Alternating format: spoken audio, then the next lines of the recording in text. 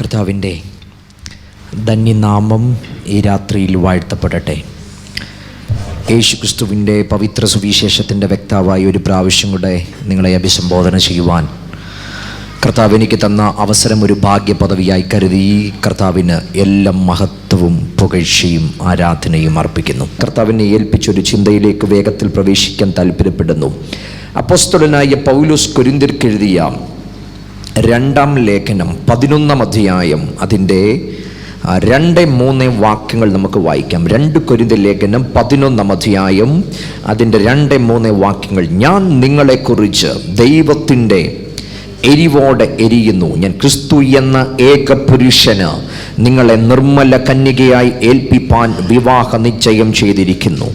എന്നാൽ സർപ്പം ഹൗവയെ ഉപായത്താൽ ചതിച്ചതുപോലെ നിങ്ങളുടെ മനസ്സ് ക്രിസ്തുവിനോടുള്ള ഏകാഗ്രതയും നിർമ്മലതയും വിട്ട് വഷളായി പോകുമോ എന്ന് ഞാൻ ഭയപ്പെടുന്നു. എല്ലാ കണ്ണുകളും ഒരു നിമിഷം അടയ്ക്കാം, ദൈവസന്നിധിയിൽ പ്രാർത്ഥിക്കാം. എല്ലാ തരങ്ങളിലും 1-2 മിനിറ്റുകൾ ഒന്ന് തുറന്ന് കർത്താവിൻ്റെ സന്നിധിയിൽ പ്രാർത്ഥിച്ചു തുടങ്ങാൻ തയ്യാറുണ്ടോ? ഇന്ന് രാത്രിയും കർത്താവിൻ്റെ വചനം അതിൻ്റെ ആധികാരികതയോടെ സ്വർഗം നമ്മോട് പങ്കുവെക്കേണ്ടതിനായി എല്ലാവരും ചേർന്നൊരു നിമിഷം സ്തോത്രം ചെയ്യട്ടെ. എല്ലാ വായികളും തുറന്ന് 40 നിമിഷങ്ങൾ പ്രാർത്ഥിച്ചു തുടങ്ങട്ടെ. വചനത്തിൻ്റെ വ്യാപനത്തിന് വിരോധമായി നിൽക്കുന്ന എല്ലാ ഇരുട്ടിൻ്റെ പദ്ധതികളും ഇന്ന് രാത്രി തകർന്നു മാറി ദൈവ മഹത്വം, ദൈവത്തിൻ്റെ ഗ്ലോറി ഈ രാത്രിയും വെളിപ്പെടേണ്ടതിനായി ഒന്നിച്ച് നമുക്ക് ദൈവസന്നിധിയിൽ പ്രാർത്ഥിക്കാം. ഞങ്ങളുടെ പ്രിയ കർത്താവേ, അങ്ങയുടെ പുത്രനായ യേശു ക്രിസ്തുവിൻ്റെ അധികാരമുള്ള നാമത്തിൽ ഞങ്ങൾ അങ്ങയുടെ സന്നിധാനത്തിൽ അടുത്ത് വരുന്നു. ഇന്ന് രാത്രിയും ആഴമായി ഇടപെടുന്ന അങ്ങയുടെ വചനത്തിൻ്റെ അധികാരത്തിന് ഞങ്ങൾ നന്ദി പറയുന്നു. ഞങ്ങളുടെ ഹൃദയങ്ങൾ അങ്ങയുടെ മുൻപാകെ ഏകാഗ്രമായി വചനത്തിനായി കാതോർക്കുന്നു. കൃപ പകരണം എളിയവനെ, ഉപകരണമായി സ്വർഗം ഉപയോഗിക്കണം. പ്രാർത്ഥന കേട്ട കൃപയ്ക്ക് നന്ദി. യേശു ക്രിസ്തുവിൻ നിസ്തുല്യ നാമത്തിൽ തന്നെ ആമേൻ. വളരെ സുപരിചിതമായ ഒരു വേദഭാഗമാണ് ഇന്ന് രാത്രിയിലത്തെ നമ്മുടെ ചിന്തയ്ക്ക് ആധാരമായി നമ്മൾ വായിച്ചിരിക്കുന്നത്.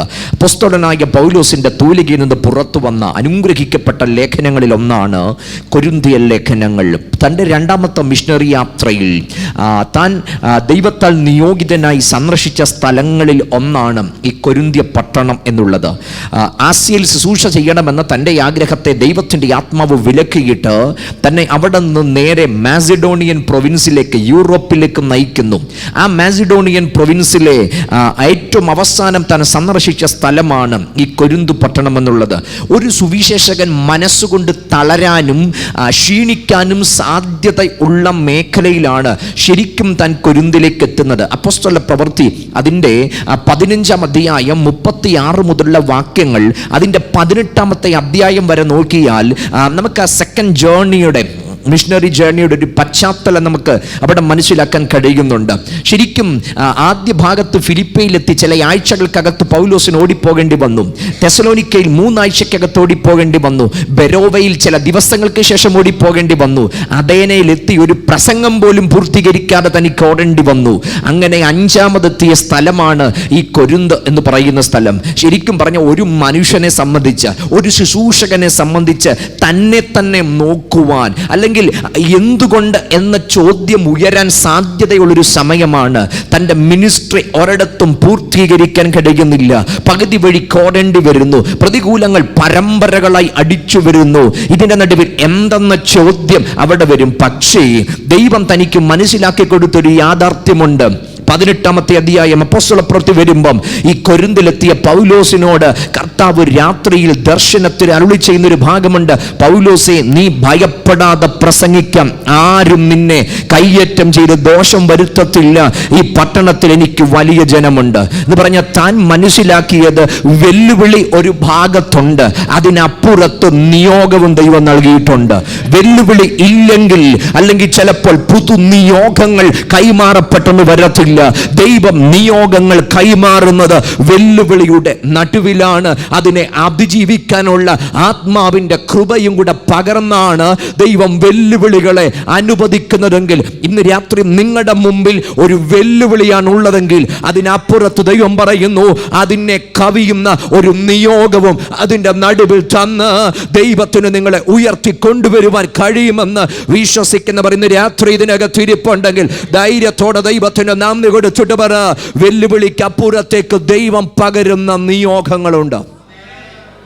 അങ്ങനെ കൊടുത്ത നിയോഗമാണ് കൊരിന്തിൽ ഫുൾഫിൽ ചെയ്യപ്പെട്ടത്. ശരിക്കും ബാക്കിയുള്ളിടത്തൊക്കെ ഓടിപ്പോകേണ്ടി വന്നു. ഇവിടെ പറഞ്ഞു ഒറ്റ മനുഷ്യനും നിന്റെ നേരെ നിന്ന് ദോഷം വരുത്തത്തില്ല. ഒരാഴ്ചയല്ല, 2 ആഴ്ചയല്ല, 1.5 വർഷം ആ ദേശത്ത് താമസിച്ചു.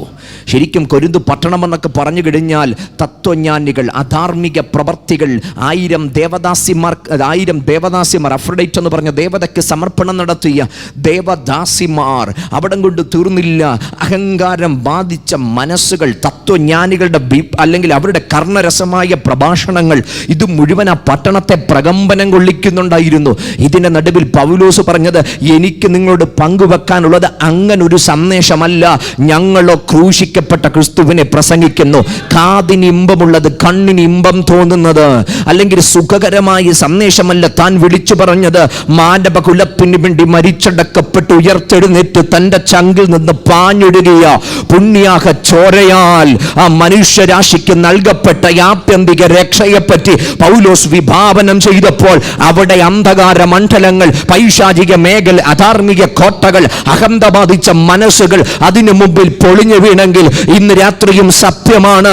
എവിടെയൊക്കെ ക്രൂശിന്റെ വചനം ഉയരുന്നോ, എവിടെയൊക്കെ യേശു ക്രിസ്തുവിന്റെ അധികാരത്തിന്റെ ശക്തി ഉയരുന്നോ, അതിനു മുമ്പിൽ തകരാത്തതായി ഒന്നുമില്ലെന്ന് ഇന്ന് രാത്രി വിശ്വസിക്കുന്നവരുണ്ടെങ്കിൽ ധൈര്യത്തോടെ അകന്നിറങ്ങി ആമേൻ പറഞ്ഞിട്ട് പറയണം, ആ ക്രൂശിന്റെ ശക്തിക്ക് അധികാരമുണ്ട്. അങ്ങനെ ആ സഭ സ്ഥാപിക്കപ്പെടുന്നു. അനന്തരമായി ഞാനതിൻ്റെ വിശാല പശ്ചാത്തലങ്ങളിലേക്ക് ഇന്ന് രാത്രി പ്രവേശിക്കുന്നില്ല. 2 ചിന്തകൾ നിങ്ങളുടെ മനസ്സിൽ വേഗത്തിൽ പങ്കുവെച്ചുകൊണ്ട് എൻ്റെ വാക്കുകൾക്ക് അവസാനം കുറിക്കാൻ ഞാൻ താല്പര്യപ്പെടുകയാണ്. നമ്മൾ അതിൻ്റെ 11-ാം അധ്യായം അതിൻ്റെ 2-3 വാക്യങ്ങളിൽ പറയുന്ന 2 പദങ്ങൾ നിങ്ങളുടെ മനസ്സിലേക്ക് ഞാൻ വേഗത്തിൽ കൊണ്ടുവരാൻ താല്പര്യപ്പെടുന്നു. 3-ാമത്തെ വാക്യം അവിടെ പറയുന്നു, എന്നാൽ സർപ്പം ഹൗവയെ ഉപായത്താൽ ചതിച്ചതുപോലെ. ഇതിൻ്റെ കാരണം 2-ാമത്തെ വാക്യമാണ്. ഞാൻ നിങ്ങളെക്കുറിച്ച് ദൈവത്തിൻ്റെ എരിവോടെ എരിയുന്നു, ഞാൻ ക്രിസ്തു എന്ന ഏക പുരുഷന് നിങ്ങളെ നിർമ്മല കന്യകയായി ഏൽപ്പിപ്പാൻ വിവാഹ നിശ്ചയം ചെയ്തിരിക്കുന്നു. Hey children of God, you are engaged. നിങ്ങൾ എൻഗേജ്ഡ് ആണ്. ക്രിസ്തു എന്ന ഏക പുരുഷനെ നിങ്ങൾ എൻഗേജ് ചെയ്തിരിക്കുകയാണ്. പക്ഷേ തൊട്ട് താഴെ താൻ പേടിക്കുന്ന ഒരു കാര്യം പറയുകയാണ്.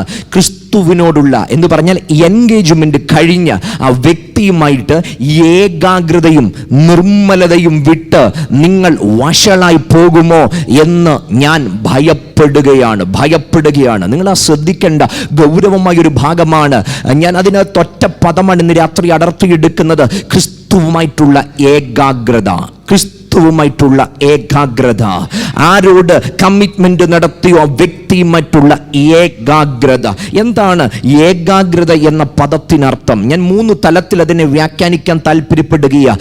ഏകാഗ്രത എന്ന പദം, 1 മനസ്സുകൊണ്ട്, ശരീരം കൊണ്ടും മനസ്സുകൊണ്ടും ആത്മാവ് കൊണ്ടും ഒന്നിനു വേണ്ടി, ഒരുത്തനു വേണ്ടി സമർപ്പിക്കുന്നതാണ് ഏകാഗ്രത എന്ന് പറഞ്ഞാൽ. കേവലം ശരീരം കൊണ്ട് ഒരുവനുമായിട്ടൊരു ബന്ധമുള്ളത് കൊണ്ട് അത് മനസ്സിൻ്റെ ബന്ധമാകണമെന്നില്ല. ഈ ഭൂമിയിൽ രക്തബന്ധങ്ങളുണ്ട്, പക്ഷെ രക്തബന്ധമായതുകൊണ്ട് ഹൃദയബന്ധം വേണമെന്നില്ല. എന്ന് പറഞ്ഞാൽ രക്തബന്ധം ഉള്ളത് കൊണ്ട് ഹൃദയബന്ധം വേണമെന്നില്ല. ഈ ഭൂമിയിൽ അല്ലെങ്കിൽ പെങ്ങളുടെ ഭർത്താവ് അളിയൻ, അതൊരു രക്തബന്ധമാണ് എന്നതുകൊണ്ട് അളിയനുമായി നല്ല മനസ്സിൻ്റെ ബന്ധം വേണമെന്നില്ല. ഭർത്താവിൻ്റെ അമ്മാവിയമ്മ, അത് ഒരു രക്തബന്ധമാണ്. അതിനർത്ഥം ആ വ്യക്തിയുമായിട്ട് ഹൃദയബന്ധം വേണമെന്നില്ല.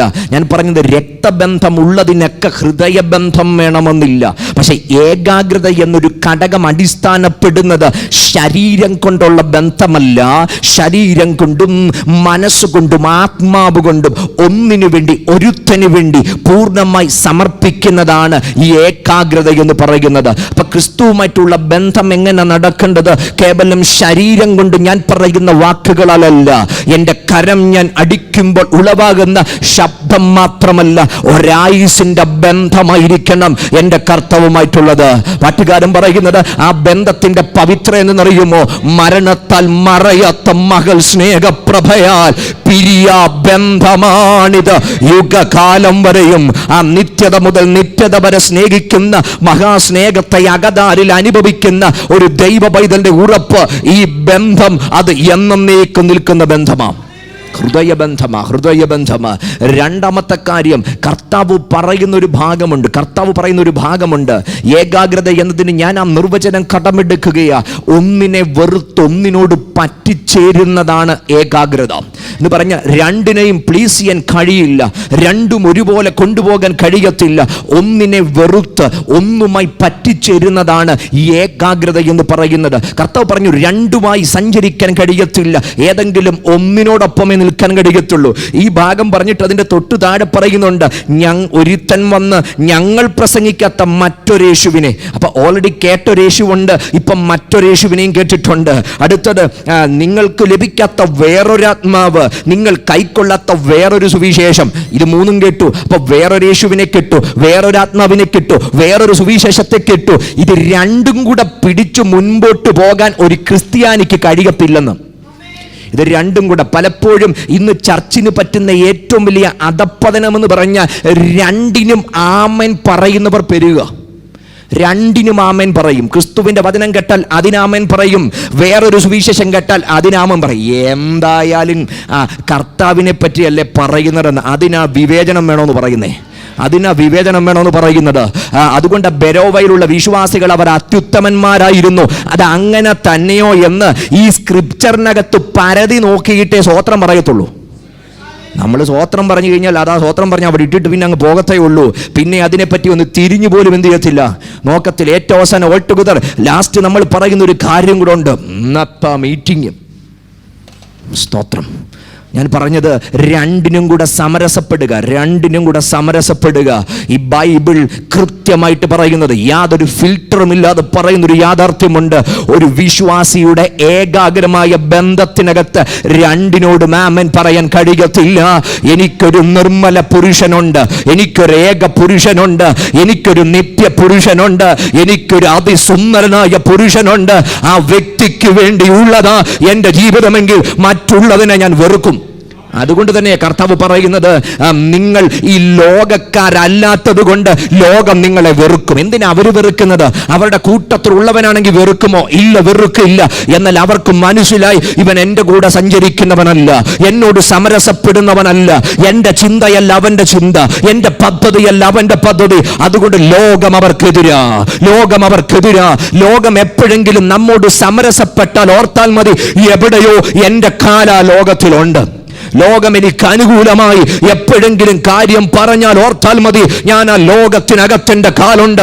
എന്നാൽ അവൻ എനിക്കെതിരെ നിന്നാൽ, അവനെതിരെ കുറുപടി നീട്ടിയാൽ, അവനെതിരെ സായുധ വിപ്ലവം തൊടുത്തുവിട്ടാൽ, അർത്ഥം ചിന്തിച്ചാൽ മതി, ലോകത്തിന് വിരോധമായിട്ട് ഞാൻ സഞ്ചരിക്കുന്നത്. ലോകത്തിന് വിരോധമായി ഞാൻ സഞ്ചരിക്കുമ്പോൾ ഓർത്താൽ മതി, ആരെ ഞാൻ വിളിക്കുന്നോ അവന്റെ സാന്നിധ്യത്തോടൊപ്പമാ ഞാനും നിങ്ങൾ സഞ്ചരിക്കുന്നതെങ്കിൽ ഇന്ന് രാത്രി എത്ര പേർക്ക് പറയാൻ കഴിയും, ചിലതിനെ വെറുത്തിട്ട് എന്റെ ജീവിതം ഞാൻ ഒരുത്തന്റെ കൂടെ നടക്കും. ഓൾ കറപ്റ്റ്നെസിന്റെ നടുവിൽ നോവയെ പറ്റി പറയുന്ന ഒരു കാര്യമുണ്ട്. Noah found grace in the sight of the Lord. ദൈവത്തിന്റെ കണ്ണിൽ അവൻ കൃപ കണ്ടെത്തി. ശരിക്കും നോഹയ്ക്ക് ദൈവത്തിന്റെ കൃപ ലഭിച്ചു എന്നതിനേക്കാൾ എനിക്ക് ആ ഭാഗം ഇഷ്ടപ്പെട്ടത് അങ്ങനെ ഒരു ട്രാൻസ്ലേഷനിൽ കാണാനാ. നോഹ ദൈവത്തിന്റെ കണ്ണിൽ കൃപ കണ്ടെത്തി. അർത്ഥം തൻ്റെ ചുറ്റും മുഴുവൻ ഇമ്മോറാലിറ്റിയാ, തൻ്റെ ചുറ്റും മുഴുവൻ വിക്കഡ്നെസ്സാ. പക്ഷെ അവൻ ദൈവത്തിന്റെ കണ്ണി നോക്കിയപ്പോൾ അതിനകത്ത് കൃപ അവൻ കണ്ടെത്തി. അതുകൊണ്ട് ചെയ്ത ഒറ്റ കാര്യമേ ഉള്ളൂ, ആ തലമുറയിൽ അവൻ ദൈവത്തിന്റെ കൂടെ നടക്കാൻ തുടങ്ങിയെന്ന്. ഇന്ന് രാത്രി ഈ സമൂഹം എങ്ങനെയെന്നത് എനിക്ക് വിഷയമല്ല, ഈ ചുറ്റുപാട് എങ്ങനെയെന്നത് എനിക്ക് വിഷയമല്ല. ഞാനത് കാണുന്നുണ്ട്, ഞാനത് കേൾക്കുന്നുണ്ട്. പക്ഷെ ഞാൻ കണ്ടെത്തുന്ന കൃപ എൻ്റെ ദൈവത്തിന്റെ കണ്ണുകളിലാണെങ്കിൽ ഞാൻ അവനൊപ്പം നടക്കാൻ തുടങ്ങും, അവനൊപ്പം ചലിക്കാൻ തുടങ്ങും, അവിടുത്തൊപ്പം ഞാൻ ഓടാൻ തുടങ്ങും. അങ്ങനെയെങ്കിൽ എനിക്ക് ധൈര്യത്തോടെ പറയാൻ കഴിയും, ഇവിടെയുള്ള സകലത്തിന് നടുവിലും അതിനെ വെറുത്ത് ക്രിസ്തുവുമായിട്ടുള്ള ബന്ധത്തിൽ ഞാൻ നിൽക്കും. ഒന്നിനെ വെറുത്ത് ഒന്നിനോട് പറ്റിച്ചേരുന്നതാണ് ഏകാഗ്രത. അടുത്ത മൂന്നാമത്തെ കാര്യം പറയാം, ഒന്നിനും വേർപിരിക്കാൻ കഴിയാതെ ഒന്നിനു വേണ്ടി ജീവിക്കുന്നതാണ് ഏകാഗ്രത. പൗലോസിന്റെ മുമ്പിൽ നിന്നുകൊണ്ട് പൗലോസ് റോമാലേഖനത്തിൽ പറയുന്നുണ്ട്, 18 കൂട്ടം കാര്യങ്ങൾ എൻ്റെ മുമ്പിൽ നിന്ന് എന്നെ ചലഞ്ച് ചെയ്തു. അതൊക്കെ ഏകാഗ്രത കളയാൻ പാകത്തിന്, കഷ്ടത, പട്ടിണി, ആപത്ത്, വാള്, നഗ്നത, ഒരു മനുഷ്യൻ്റെ പേഴ്സണാലിറ്റി, വ്യക്തിത്വത്തെ ചോദ്യം ചെയ്യുന്നതാണ് ഈ പറഞ്ഞത് മുഴുവൻ. പക്ഷെ പൗലോസ് പറയുന്നു, ഇതൊന്നും ഇതാ ഏകാഗ്രത. എൻ്റെ മുമ്പിൽ നിന്ന് കാണുന്നത് മുഴുവൻ എൻ്റെ ആത്മീയതയ്ക്ക് നേരെ വെല്ലുവിളി ഉയർത്തി, എൻ്റെ ഭക്തിക്ക് നേരെ വിരൽ ചൂണ്ടി എന്നെ അറുത്തുമാറ്റം നിൽക്കുമ്പം ഈർച്ചവാടിൻ്റെ മുമ്പിലും നെഞ്ചു വിരിച്ചു നിന്നിട്ട് പറയുക, ക്രിസ്തുവിൻ്റെ സ്നേഹത്തിനകത്തു നിന്ന് എന്നെ വേർപിരിക്കാൻ കഴിയത്തില്ല. ഇതിന് പറയുന്ന പേരാ ഏകാഗ്രത എന്നുള്ളത്. ഇന്ന് രാത്രി സ്വർഗം വിളിക്കുന്നത് കേവലം ഒരു രക്തബന്ധത്തിൻ്റെ തലത്തിലേക്കല്ല, അല്ലെങ്കിൽ ഈ ഭൂമിയിൽ ശരീരം കൊണ്ട് ഞാൻ കാണിച്ചു കൂട്ടുന്ന ഒരമണിക്കൂർ, 1 മണിക്കൂർ, 3 മണിക്കൂർ കാര്യമല്ല. ഈ കൺവെൻഷൻ കഴിയുമ്പോൾ ഈ ഓഡിറ്റോറിയത്തിനകത്ത് ഇട്ടുപോകുന്ന എന്തെങ്കിലും ഒന്നിനല്ല ദൈവം നമ്മെ വിളിക്കുന്നത്.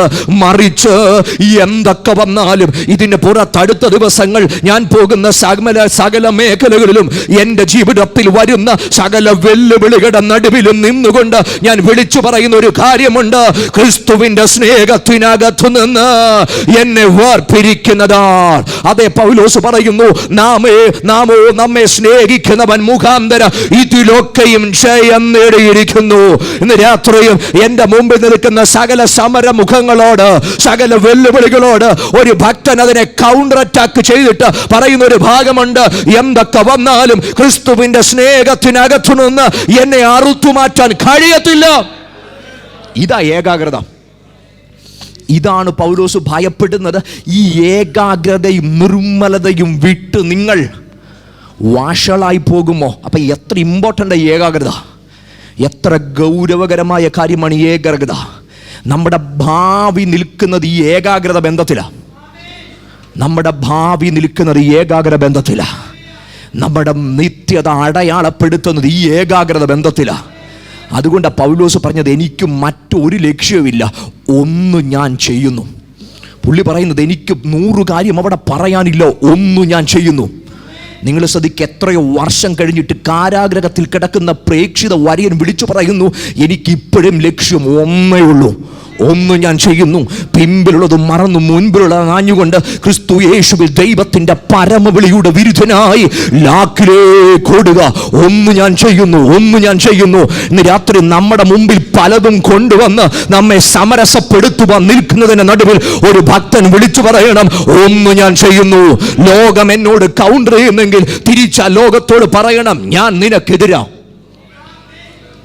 ഏരിയൂസിന്റെ വാദഗതികൾ ഒരു കാലത്ത് ലോകം മുഴുവൻ അംഗീകരിച്ച് 3-ാം നൂറ്റാണ്ടിനകത്ത് കോൺസ്റ്റന്റൈൻ ചക്രവർത്തി വിളിച്ച സഭാ കൗൺസിലിനകത്ത് ആ എൻ്റെ സമൂഹം എതിരായി അഥനേഷ്യസിന്. ഒരു കാലത്ത് അഥനേഷ്യസിൻ്റെ കൂടായിരുന്നു ഈ സമൂഹം മുഴുവൻ. പക്ഷേ ഏരിയൂസിന് നന്നായിട്ട് നാക്കുകൊണ്ട് സംസാരിക്കാൻ കഴിയുന്നത് കൊണ്ട് അവൻ്റെ വാക്കുകളിൽ വശംവദനായി ആ സമൂഹം, എൻ്റെ കമ്മ്യൂണിറ്റി ഈ അഥനേഷ്യസിനെതിരായി. അവന് ഒറ്റപ്പെട്ടവനായി ഇവിടെ നിൽക്കുന്ന സമയത്ത് ചക്രവർത്തി പറഞ്ഞൊരു കാര്യമുണ്ട്, hey Athanasius, the whole world is against you.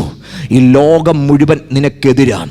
Athanasius തിരിച്ച് ചക്രവർത്തിയെ നോക്കിയിട്ട് പറഞ്ഞൊരു ഭാഗമുണ്ട്, if the whole world is against me, then I am against that whole world. ഈ ലോകം മുഴുവൻ എനിക്കെതിരാണ്, ഞാൻ ആ ലോകത്തിനും എതിരാ. ഇതാണ് ഏകാഗ്രത എന്ന് പറയുന്നത്. ലോകം എനിക്ക് അനുകൂലമാണോ വിഷയമല്ല, സാഹചര്യം എനിക്ക് അനുകൂലമാണോ വിഷയമല്ല, ഒറ്റക്കയുള്ള വിഷയമല്ല. അതിൻ്റെ നടുവിലും ഭക്തൻ പറയും, ഞാൻ ആ ലോകത്തിനെതിരാ, ഞാൻ ആ പ്രലോഭനങ്ങൾക്കെതിരാ, ഞാൻ അവിടെയുള്ള ജഡിക ചിന്തകൾക്കെതിരാ. കാരണം ഞാൻ കമ്മിറ്റ് ചെയ്തിരിക്കുന്ന ഒരു ഏക പുരുഷനുണ്ട്, അവനോടുള്ള ആത്മാർത്ഥ ബന്ധത്തിലാണ് ഞാൻ ചലിക്കുന്നതെങ്കിൽ അതിനപ്പുറത്തേക്ക് ചിന്തിക്കാൻ മറ്റൊന്നും എനിക്ക് കഴിയത്തില്ല. ജീസസ്. ഇതാണ് ഏകാഗ്രത. 3 കാര്യം വേഗത്തിൽ ഞാൻ അവിടെ നിന്ന് പങ്കുവെക്കാൻ താല്പര്യപ്പെടുകയാണ്. ഏകാഗ്രത പോകുന്ന 3 കാര്യങ്ങൾ. 1-ാം ഭാഗം ഞാൻ പറയേണ്ട ആവശ്യമില്ല, ഓൾറെഡി പറഞ്ഞു കഴിഞ്ഞു. ഞാൻ അതുതന്നെയാണ് പറയാൻ വന്നത്. ഇസ്രായേലിനെ ഉദാഹരണമായിട്ട് എടുത്തുകൊണ്ട് ആസ് എ കമ്മ്യൂണിറ്റി ഏകാഗ്രത പോകാൻ സാധ്യതയുണ്ട്. ഏതൊക്കെ വഴിയിൽ ഏകാഗ്രത പോകുന്നു ഓൾറെഡി നമ്മൾ കേട്ട് കഴിഞ്ഞു. അതിൻ്റെ 1 കൊരിന്ത്യർ 10-ാം തന്നെ ഞാൻ ആ ഭാഗത്തുനിന്ന് പങ്കുവെക്കാൻ താല്പര്യപ്പെട്ട സഹോദരന്മാരെ, നമ്മുടെ പിതാക്കന്മാർ എല്ലാവരും മേഘത്തിൻ കീഴിലായിരുന്നു. മേഘത്തിൽ സമുദ്രത്തിൽ സ്നാനമേറ്റു, മോശയോട് ചേർന്നു, ആത്മീക ആഹാരം കഴിച്ചു, ആത്മീക പാനീയം കുടിച്ചു. അവരെ അനുഗമിച്ച് ആത്മീക പാറയുന്നതിൽ അവർ കുടിച്ചത് ആ പാറ ക്രിസ്തുവായിരുന്നു. എങ്കിലും അവർ മിക്ക പേരിലും ദൈവം പ്രസാദിച്ചില്ല. എന്തുകൊണ്ട് പ്രസാദിച്ചില്ല? അവർ ദുർമോഹികളായി തീർന്നു. ആ ഒറ്റ വാക്കിൽ തന്നെ വ്യക്തമാണ് ദുർമോഹം എന്ന് പറഞ്ഞാൽ മോഹിക്കേണ്ടവനെ അല്ലാതെ മറ്റൊന്നിനെ മോഹിച്ചു എന്ന് പറഞ്ഞാൽ സ്നേഹിക്കേണ്ടവനെ അല്ലാതെ മറ്റൊന്നിനെ സ്നേഹിച്ചു, സമർപ്പിക്കേണ്ടവനല്ലാതെ മറ്റു പലതിനും സമർപ്പിച്ചു കൊടുത്തു. ഹൃദയം കൊടുക്കേണ്ട ഒരുവന് പകരം പലർക്ക് ഹൃദയം കൊടുത്തു. സംഭവിച്ചതെന്താ? അവരിൽ മിക്ക പേരിലും, ഞാൻ ഇന്നലെ രാത്രി പറഞ്ഞ കാര്യം മറക്കരുത്, എല്ലാം അനുഭവിച്ചിട്ടും വഴി പട്ടുപോയെന്ന്. വല്ലത്തിനും കുറവുണ്ടായിരുന്നോ? എന്തെങ്കിലും കുറവുണ്ടായിരുന്നോ? ഒരു കുറവിൽ ഒരു മുട്ടുമില്ല. പക്ഷെ ചരിത്രം രേഖപ്പെടുത്തുന്നത് കാനാനിലില്ലായിരുന്നു. ദൈവം നമ്മെ വിളിച്ചതെല്ലാം അനുഭവിച്ചിട്ട് ഈ ഭൂമിയുടെ പട്ടുമെത്ത കൊണ്ട് തീരാനല്ല. ഇതിനപ്പുറത്ത് ദൈവം ഒരുക്കുന്ന ഒരു കാനാനുണ്ട്. അവിടെ ഒരുത്തന് വേണ്ടി ഹൃദയം സമർപ്പിച്ച് അവന് വേണ്ടി മാത്രം ഞാൻ ഏൽപ്പിച്ചു കൊടുക്കേണ്ടതിനപ്പുറത്തേക്ക് സഞ്ചരിച്ചാൽ എനിക്ക് നഷ്ടപ്പെടുന്നത് ആ കാനാനാണ്. രണ്ടാം ഭാഗത്തേക്ക് വരിക. ഒരു സഭ എന്ന നിലയിൽ ഏകാഗ്രത നഷ്ടപ്പെട്ടു പോകാൻ സാധ്യതയുണ്ട്. ഒരു സമൂഹം ഏകാഗ്രത പോയി. ഒരു സഭ എന്ന നിലയിൽ പോകാം. ഈ കൊരിന്തു സഭയെ മാത്രം നോക്കിയാൽ മതി. പൗലോസ് 1 കൊരിന്ത്യർ ലേഖനം എഴുതി തുടങ്ങുന്നത് ഒരു കൃപാവരത്തിനും കുറവില്ലാത്ത സഭ, ഒരു കൃപാവരത്തിനും കുറവില്ല. അങ്ങനെ ഒരു സഭയെ നമ്മൾ കണ്ടിട്ടില്ല. നമ്മുടെ നാട്ടിൽ നമ്മൾ ആകെക്കാടെ കാണുന്ന ഒരു 2 കൃപാവരം അല്ലെ 3 മാക്സിമേ നമ്മൾ കണ്ടിട്ടുള്ളൂ. പക്ഷേ എല്ലാ കൃപാവരവും നിറഞ്ഞൊരു സഭയായി സഭ, കൊരിന്തു സഭ. പക്ഷേ എഴുതി വെച്ചത് 1-ാമത്തെ അധ്യായം തൊട്ട് 4-ാമത്തെ അധ്യായം വരെ സഭയ്ക്കകത്ത് 4 ഗ്രൂപ്പാണ്. സഭ മുറിഞ്ഞു. 2-ാം ഭാഗം അധാർമികത സഭയ്ക്കകത്ത് നിൽക്കുക. ലോകം ചെയ്യാൻ മടിക്കുന്ന പ്രവൃത്തി ചെയ്തവൻ സഭയ്ക്കകത്തിരിക്കുക. 6-ാം അധ്യായത്തിനകത്ത് കോടതി കയറ്റം സഭ ആവർത്തിച്ചു കൊണ്ടിരിക്കുക. ഇപ്പം തീരുമാനം കൽപ്പിക്കുന്നത് ചർച്ചിനകത്തല്ല, കോടതിക്കകത്താണ്.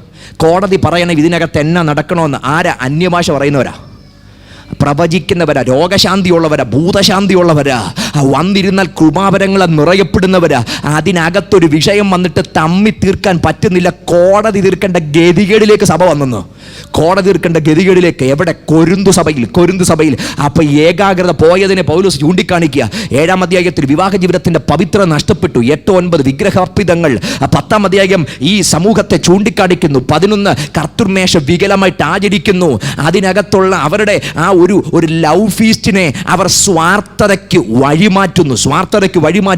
12 മുതൽ 14 അധ്യായത്തിൽ കൃപാവരം എന്തെന്നവരെ പഠിപ്പിക്കുന്നു. ഇവിടെയൊക്കെ ചിന്ത ഈ കൃപാവരം ഉള്ളതുകൊണ്ട് അവർ മറ്റുള്ളവരെ നോക്കിയിട്ട് എനിക്കുണ്ട് നിനക്കില്ലല്ലോ എന്ന് പറഞ്ഞ് അവനെ പരിഹസിക്കുന്ന ഒരു നിലയിൽ വന്നപ്പം പൗലോസ് പറഞ്ഞു, നോ, കൃപാവരം എന്നത് കോമ്പറ്റീഷൻ അല്ല. കൃപാവരം എന്നത് സ്നേഹത്തിനകത്തൂടെ പുറത്തു വരേണ്ടതാ. കൃപാവരം എന്നത് കോമ്പറ്റീഷൻ അല്ല, അല്ലെങ്കിൽ പാട്ടു മത്സരം നടക്കുന്നത് പോലെ നടക്കുന്നതല്ല കൃപാവരം. അതുകൊണ്ട് 12-നും 14-നും ഇടയ്ക്ക് ഒരു 13-ാം അധ്യായം കൊണ്ടുവച്ചത്. കാരണം 12 പറഞ്ഞൊരു കൃപാവരമാ, 14 പറഞ്ഞൊരു കൃപാവരമാ. ഇതിന്റെ 2-ന് മധ്യം 13-ാമത്തെ അധ്യായത്തിനകത്ത് കൃപാവരത്തെ പറ്റി ഒറ്റ വാക്കും പറഞ്ഞില്ല. മുഴുവൻ പറഞ്ഞ ലവിനെ പറ്റിയാ, മുഴുവൻ പറഞ്ഞ സ്നേഹത്തെ പറ്റിയാ. നമ്മളൊരു സാൻഡ്വിച്ച് കഴിക്കുന്ന പരുവത്തിലാണ് പൗലോസ് അത് കൈ തരുന്നേ. ഒരു സാൻഡ്വിച്ച്, ഈ സാൻഡ്വിച്ചിന്റെ ഏറ്റവും ടേസ്റ്റ് ചെയ്താ അതിന്റെ സെൻറ്റർ പാർട്ടാ. അതിന്റെ സെൻറ്റർ ഫില്ലിംഗ് ഇല്ലെങ്കിൽ, ആ ബർഗർ ഇല്ലെങ്കിൽ വല്ല ടേസ്റ്റ് ഉണ്ടോ? ഒരു ടേസ്റ്റും ഇല്ല. പൗലോസ് അതിൻ്റെ 2 ബണ്ണ് കഴിക്കുന്നതിന് തുല്യമാണ് എന്ന് പറഞ്ഞാൽ കൃപാവരമുണ്ടെന്ന് പറഞ്ഞിട്ട് സ്നേഹത്തിൻ്റെ ആത്മാവിലൂടെ പുറത്തു വരുന്നില്ലെങ്കിൽ അതുകൊണ്ട് പ്രയോജനമില്ല. അതുകൊണ്ടാണ് പറഞ്ഞത് എന്തുണ്ടെങ്കിലും അത് സ്നേഹത്തിൻ്റെ 16 തീരുന്നത് അങ്ങനെ, നിങ്ങൾ ചെയ്യുന്നതൊക്കെയും സ്നേഹത്തിൽ ചെയ്യുവീൻ. അപ്പം എങ്ങനെ പുറത്തു വരണം? സ്നേഹത്തിൽ പുറത്തു വരണം. 15 വരുമ്പോൾ കുറേയും കൂടെ ഗൗരവമായ വിഷയം. അവർ പറഞ്ഞു ഇനി പുനരുത്ഥാനമൊന്നുമില്ല. We are already living in a resurrected world. ഞങ്ങൾ ജീവിക്കുന്നത് തന്നെ പുനരുത്ഥാന ലോകത്ത്. There is no upcoming resurrection. Paulose പറഞ്ഞു, നോ, ക്രിസ്തു ഉയർത്തെഴുന്നേറ്റിട്ടില്ലെങ്കിൽ ഞങ്ങളുടെ പ്രസംഗം വ്യർത്ഥമാ. 24 പറയുന്നു, ക്രിസ്തു നിദ്ര കൊണ്ട് ഫലമായി മരിച്ചവരുടെ ഇടയിൽ നിന്ന് ഉയർത്തിരിക്കുന്നു. ഹേ മരണമേ, നിന്റെ ജയം എവിടെ? ഹേ പാതാളമേ, നിന്റെ വിഷമുള്ള എവിടെ എന്ന് ചോദിച്ച് മരണത്തെയും പാതാളത്തെയും തോൽപ്പിച്ച് യേശു ഉയർത്തെഴുന്നേറ്റത് കൊണ്ട് എനിക്ക് മരണത്തിന്മേൽ ജയമുണ്ട്. എനിക്കും ഇതിനപ്പുറത്തേക്കൊരു പുനരുത്ഥാനമുണ്ട്. ഞാൻ എന്തിനാ ഇത്രയും വിശാലമായി പറഞ്ഞെന്നറിയോ? ഇതൊരു സഭയ്ക്കകത്ത് നടന്ന വിഷയം. ഇത്രയും ഏകാഗ്രത പോകാൻ ഇത്രയും കാരണം വേണോ? ഒറ്റ വാക്കുകൊണ്ട് ഏകാഗ്രത പോകാം. എൻ്റെ ഒരു തോട്ട് പ്രോസസ്സ് കൊണ്ട് ഒരു സഭയുടെ ഏകാഗ്രത പോകാം. അതുകൊണ്ടാണ് പൗലോസ് പറഞ്ഞത്, ദൈവസഭയുമായിട്ടുള്ള ബന്ധം വരുമ്പം അതിനകത്ത് വ്യക്തിയല്ല വലുത്, അതിനകത്ത് ക്രിസ്തുവാ വലുത്. ഏകാഗ്രത നഷ്ടപ്പെട്ടു പോകുന്ന ചിന്ത എൻ്റെ മനസ്സിനകത്ത് ഉടലെടുക്കുമ്പോൾ ചിന്തിക്കണം, ഇതെൻ്റെ സഭയല്ല, ഇത് ദൈവത്തിൻ്റെ സഭയാ. ഇത് ദൈവത്തിന്റെ സഭയാ. ഇതിനകത്ത് ഞാനല്ല വില കൊടുത്തത്, ഇതിനകത്ത് ഞാനല്ല വില കൊടുത്തത്. വില കൊടുത്തൊരുവനുണ്ട്, ചങ്കിലെ അവസാന തുള്ളി ചോര വരെയും ദൈവ സഭയ്ക്ക് വേണ്ടി, ദൈവമക്കൾക്ക് വേണ്ടി, മുഴു ലോകത്തിന് വേണ്ടി ഏൽപ്പിച്ചു കൊടുത്ത ഒരുവനുണ്ട്. തന്റെ വകയായത്. This is not my church, this is his church. ഇത് ദൈവത്തിന്റെ സഭയാ. ഇത് എൻ്റെ പേരിൽ അല്ലറിയപ്പെടേണ്ടത്, ഇത് ക്രിസ്തുവിന്റെ പേരിൽ. ഞാൻ ഉയർന്നാൽ അതിനകത്ത് വിഷയമുണ്ടാകും എന്ന ക്രിസ്തുവിനെ ഉയർത്തിയാൽ, കാൽവറിയെ ഉയർത്തിയാൽ, ക്രൂശിന്റെ സ്നേഹത്തെ ഉയർത്തിയാൽ, എത്ര വലിയ പ്രശ്നമാണെങ്കിലും അവിടെ അമർച്ച ചെയ്യപ്പെടും. പൗലോസ് പറയുന്നു, ഒരു സഭ എന്ന നിലയിൽ ഏകാഗ്രത നഷ്ടപ്പെടാൻ സാധ്യതയുണ്ട്. അടുത്തത് ഏറ്റവും പ്രധാനപ്പെട്ട മൂന്നാമത്തെ ഭാഗത്തേക്ക് ഇന്ന് രാത്രി ഞാൻ വരാൻ താല്പര്യപ്പെടുകയാണ്. ഒരു വ്യക്തി എന്ന നിലയിൽ ഏകാഗ്രത നഷ്ടപ്പെട്ടു പോകാൻ സാധ്യതയുണ്ട്. അപ്പോൾ ഒന്നൊരു കമ്മ്യൂണിറ്റി, ഒരു സമൂഹം എന്ന നിലയിൽ, രണ്ടൊരു സഭ എന്ന നിലയിൽ, മൂന്ന് ഒരു വ്യക്തി എന്ന നിലയിൽ ഏകാഗ്രത നഷ്ടപ്പെട്ടു പോകാൻ സാധ്യതയുണ്ട്. നിങ്ങളെ ഞാൻ കൊണ്ടുപോകാൻ താല്പര്യപ്പെടുന്നത് ഒരു പഴയ നിയമത്തിലെ ഒരു ക്യാരക്ടറിനെ ഒരു മോഡലായി എടുത്തിട്ട് അതിൻ്റെ പ്രധാന ചിന്തയിലേക്ക് വരാൻ താല്പര്യപ്പെടുകയാണ്. ഒന്ന് രാജാക്കന്മാരുടെ പുസ്തകം അതിൻ്റെ 11-ാം അധ്യായത്തിലേക്ക് വരുമ്പം അതിനകത്ത് നമുക്ക് കാണാൻ കഴിയുന്ന ഒരു മനുഷ്യനുണ്ട്, വളരെ പരിചിതമായ ഒരു വ്യക്തിയാണ്. ഒന്ന് രാജാക്കന്മാർ അതിൻ്റെ 11-ാമത്തെ അധ്യായം 4-ാമത്തെ വാക്യം ഇപ്രകാരം, അതിൻ്റെ 2-ാം ഭാഗം, അവൻ്റെ ഹൃദയം അവൻ്റെ അപ്പനായ ദാവീദിൻ്റെ ഹൃദയം പോലെ തൻ്റെ ദൈവമായ യഹോവയിങ്കൽ ഏകാഗ്രമായിരുന്നില്ല. ആരെപ്പറ്റി എഴുതി വെച്ചിരിക്കുന്നത്? സോളമനെ പറ്റിയാ, ശലോമോനെ പറ്റിയാ. അപ്പനായ ദാവീദുമായിട്ട് ചേർത്ത് മകനെ പറ്റി പറഞ്ഞിട്ട് പറയുക, അവൻ്റെ ഹൃദയം ആരുമായിട്ട് ഏകാഗ്രമായില്ല, തൻ്റെ ദൈവമായ യഹോവയിങ്കൽ ഏകാഗ്രമായിരുന്നില്ല. മകനെ അപ്പനുമായിട്ട് തുലനം ചെയ്തിട്ട് പറയുക, ഇതിലപ്പുറത്തേക്ക് ദുരന്തം വലുതെന്താ? അപ്പനുമായിട്ട് താരതമ്യം ചെയ്തിട്ട് പറയുക, അവൻ്റെ ഹൃദയം എന്തല്ല, അപ്പനുമായിട്ട് നോക്കിയിട്ട് ഏകാഗ്രമായിരുന്നില്ല. അപ്പൻ ആരായിരുന്നു? ജീവിതത്തിൽ പാളിച്ചകൾ സംഭവിച്ചു പോയിട്ടുണ്ട്, അവൻ പാപം ചെയ്തിട്ടുണ്ട്. പക്ഷെ ദൈവാത്മാവ് തിരുത്തലുകൾ നൽകിയപ്പോൾ നെടുമ്പാട് വീണ് കരഞ്ഞിട്ടുണ്ട്. ദാവീദ് എന്ന മനുഷ്യനെ അടയാളപ്പെടുത്തുന്നത് അവൻ്റെ അനുതാപത്താലാണ്. അവന് മറച്ചു വെക്കാൻ ഒന്നുമില്ല. അനുദപിച്ച് നീ ആ മനുഷ്യൻ എന്ന് പറഞ്ഞപ്പോൾ, ഇല്ല, അത് സാഹചര്യവശാലെന്ന് അവൻ പറഞ്ഞില്ല, നെടുമ്പാട് വീഴാൻ തയ്യാറായി. അനുതാപമാണ് ദൈവസഭയുടെ അടിസ്ഥാന ഘടകം. വചനങ്ങൾക്കകത്ത് സംഭവിക്കേണ്ടത്, ദൈവത്വമായിട്ടുള്ള കൂട്ടായ്മയിൽ സംഭവിക്കേണ്ടത് അനുതാപമാ. ദൈവദാസൻ പ്രസംഗിച്ചപ്പോൾ പറഞ്ഞൊരു കാര്യമുണ്ട്, മാനസാന്തരം എന്താ? യൂട്ടേൺ എടുക്കുന്നത് ആ മാനസാന്തരം. മുടിയനായ പുത്രൻ ശരിക്കും അവിടെ സംഭവിച്ചത്, അവൻ മടങ്ങിപ്പോവുക. അവൻ എന്നാ വേണ്ടത്? വിടുതല വേണ്ടത്. എങ്ങനെ വിടുതൽ കിട്ടുന്നത്? വിടുതൽ കിട്ടണമെങ്കിൽ അപ്പൻ്റെ വീട്ടിൽ പോകണം. അവൻ ഇന്നായിരിക്കുന്ന അവസ്ഥ മാറാൻ അടുത്ത പന്നിക്കൂട് തേടിയിട്ട് കാര്യമില്ല. അവിടെ അല്ല പോകേണ്ടത്. തിരിച്ച് സ്നേഹിക്കുന്ന ഒരു അപ്പനുണ്ട്. ഓടി അപ്പൻ്റെ വീട്ടിലെത്തിയാൽ അവനും മനസ്സിലായി, ഈ ഒരായുസിൽ എൻ്റെ പ്രതിസന്ധി മാറ്റാൻ കഴിയുന്ന ഒറ്റ ഇടമേ ഉള്ളൂ, അത് അടുത്തൊരു സ്ഥലം തേടിയിട്ട് കാര്യമില്ല. വാരിപ്പുണരുന്ന ഒരു അപ്പനുണ്ട്. ഞാൻ വിട്ടിട്ട് പോകുന്നത് ഈ ലോകത്തിലെ നന്മയല്ല, ഞാൻ അനുഭവിക്കാതെ വിട്ടിട്ട് പോയത് എൻ്റെ അപ്പനെയാ. അപ്പൻ്റെ മാർബോട് അടുത്തു വരുന്നത് മാനസാന്തരമെങ്കിൽ ഇന്ന് രാത്രി സ്വർഗം നമ്മെ വിളിക്കുന്നത് അപ്പൻ്റെ മാർബോട് അടുത്തു വരാനാ. അപ്പൻ്റെ മാർബോട് അടുത്തു വരാനാ. നഷ്ടപ്പെട്ടു പോയ ബന്ധത്തെ ഒന്ന് പുനഃസ്ഥാപിച്ച് അപ്പൻ്റെ അടുക്കളോളം വരാനാ. ജീസസ്. ഇവിടെ ദാവീദിനെ സംബന്ധിച്ച് അങ്ങനെ ഒരു ജീവിതം ഉണ്ടായിരുന്നു. അതുകൊണ്ട് താൻ പറഞ്ഞു, നീ ഒഴികെ എനിക്കൊരു നന്മയില്ല, നീ ഒഴികെ എനിക്കൊരു നന്മയില്ല. ധാന്യം വീഞ്ഞും വർദ്ധിച്ചില്ല, അവർക്കുണ്ടായതിലും അധികം സന്തോഷം നീ ഞങ്ങളുടെ ഹൃദയത്തിൽ നൽകിയിരിക്കുന്നു. നീ എൻ്റെ സങ്കേതമാ, നീ എൻ്റെ കോട്ടയാ, നീ എൻ്റെ പാറയാ, നീ എൻ്റെ പരിചയാ എന്ന് പറഞ്ഞ ദൈവത്തെ കോംപ്രമൈസ് ചെയ്ത് ദാവീദിന് ഒരു കാര്യമില്ല. രാവിലെ ഞാൻ നിനക്കായി ഒരുക്കി കാത്തിരിക്കുന്നു, ഞാൻ കാലത്തും വൈകിട്ടും ഉച്ചയ്ക്കും എൻ്റെ സങ്കടം ബോധിപ്പിച്ച് കരയുന്നു. ദൈവത്തെ കോംപ്രമൈസ് ചെയ്തിട്ട് ദാവീദിന്റെ ലൈഫിൽ ഒരു മേഖല ഇല്ല. അവൻ ദൈവത്തെ കോംപ്രമൈസ് ചെയ്തിട്ട് തനിക്കൊരു പ്രയോറിറ്റി ഇല്ല. അതുകൊണ്ട് തമ്പുരാൻ എഴുതി വെച്ചത്, ശലോമോൻ അപ്പനെ പോലെയല്ല, അവൻ്റെ ഹൃദയം ഏകാഗ്രമായിരുന്നില്ല. ഒരു അപകടം ഞാൻ ചൂണ്ടിക്കാണിക്കാം. നിങ്ങൾ ആ 8-ാം അധ്യായം 61-ാമത്തെ വാക്യം ഒന്ന് നോക്കണം. 8-ന്റെ 61 അവിടെ എഴുതി വെച്ചത്, ശലോമോൻ പറയുന്നു, ആകയാൽ ഇന്നുള്ളതുപോലെ നിങ്ങൾ അവൻ്റെ ചട്ടങ്ങൾ അനുസരിച്ച് നടപ്പാനും അവൻ്റെ കൽപ്പനകൾ പ്രമാണിപ്പാനും നിങ്ങളുടെ ഹൃദയം നമ്മുടെ ദൈവമായ യഹോവയിങ്കൽ ഏകാഗ്രമാകട്ടെ. ഇതാര് നടത്തിയ പ്രസംഗമാ? ശലോമോൻ്റെ ഒരു പ്രീച്ചിങ്ങാണ് ഇത്. ശലോമോൻ്റെ പ്രീച്ചിങ്ങാണ് തുടങ്ങുന്നത്.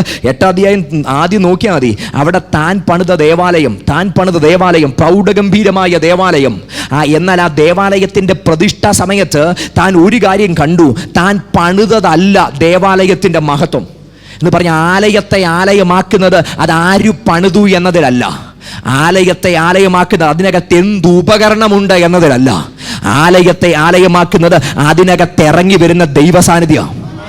അതിനകത്തിറങ്ങി വരുന്ന ദൈവസാന്നിധ്യമാ. ആലയമാകുന്നത് ഉപകരണങ്ങളല്ല. ആലയമാകുന്നത് അതാര് പണിതു എന്നതിലല്ല, അത് ഏത് സ്ഥലത്തുണ്ട് എന്നതിലല്ല.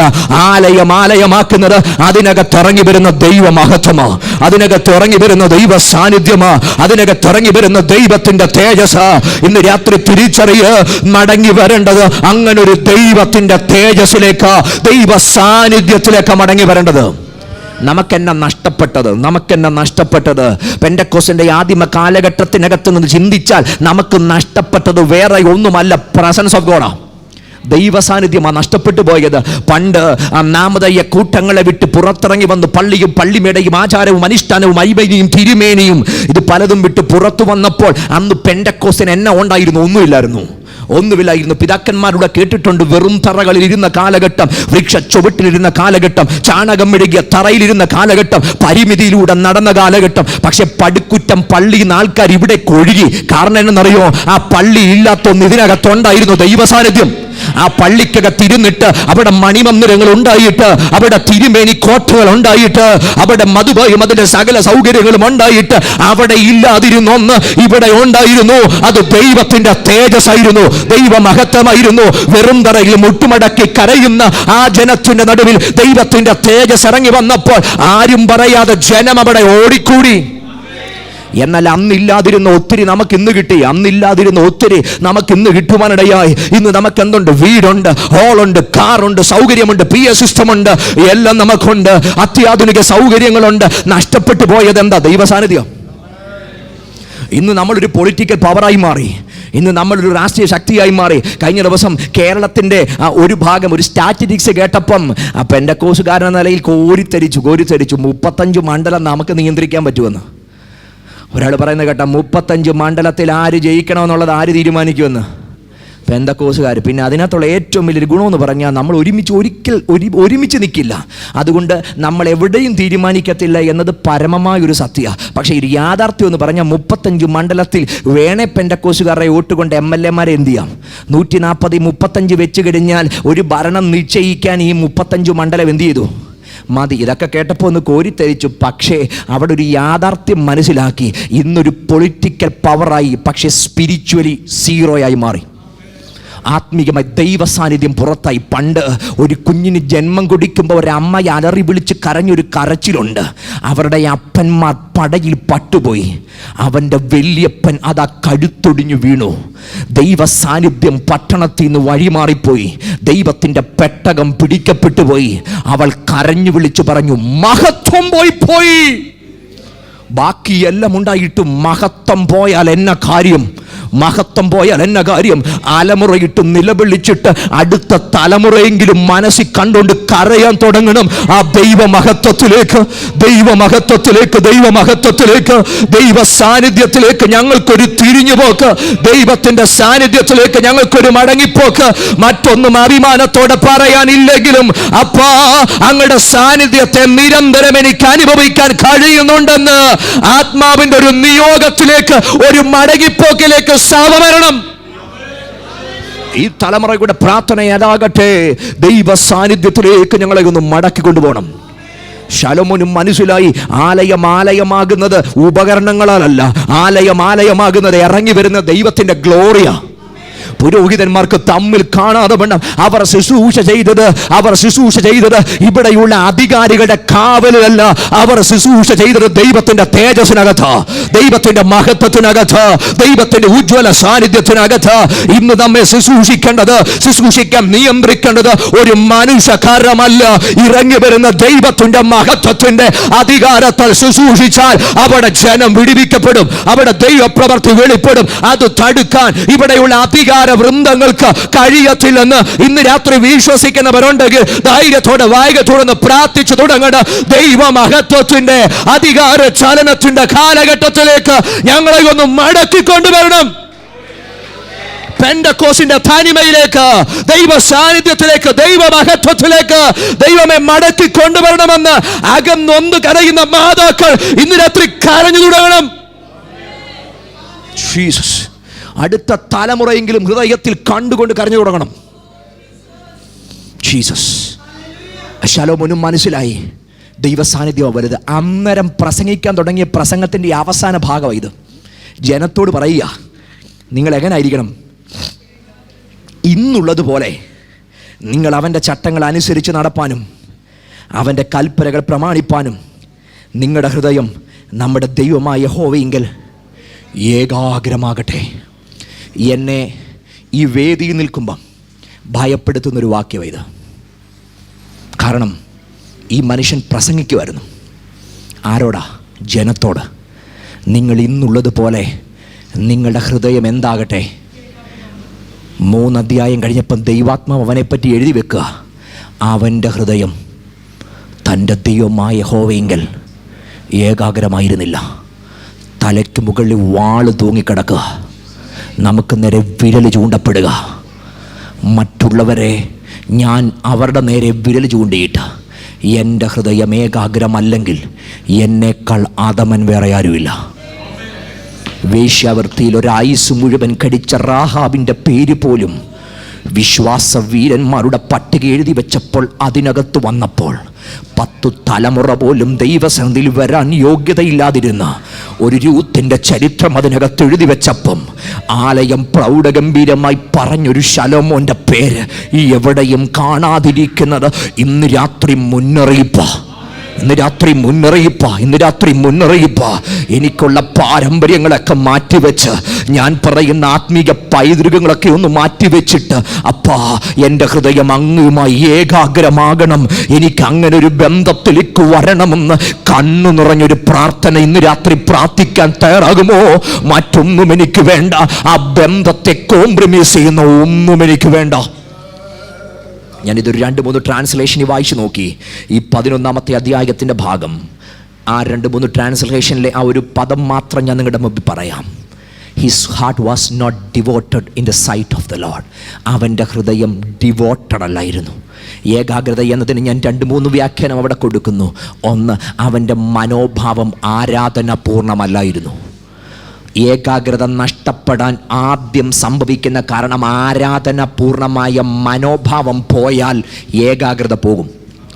ആരാധന എന്നത് ഒരു ദിവസത്ത് സംഭവിക്കുന്ന കാര്യമല്ല, ഒരാഴ്ചയിൽ നടക്കുന്ന കാര്യമല്ല, ഒരു കൺവെൻഷന് നടക്കുന്ന കാര്യമല്ല, ഒരു പാട്ടിൻ്റെ അവസാനം നടക്കുന്ന കാര്യമല്ല.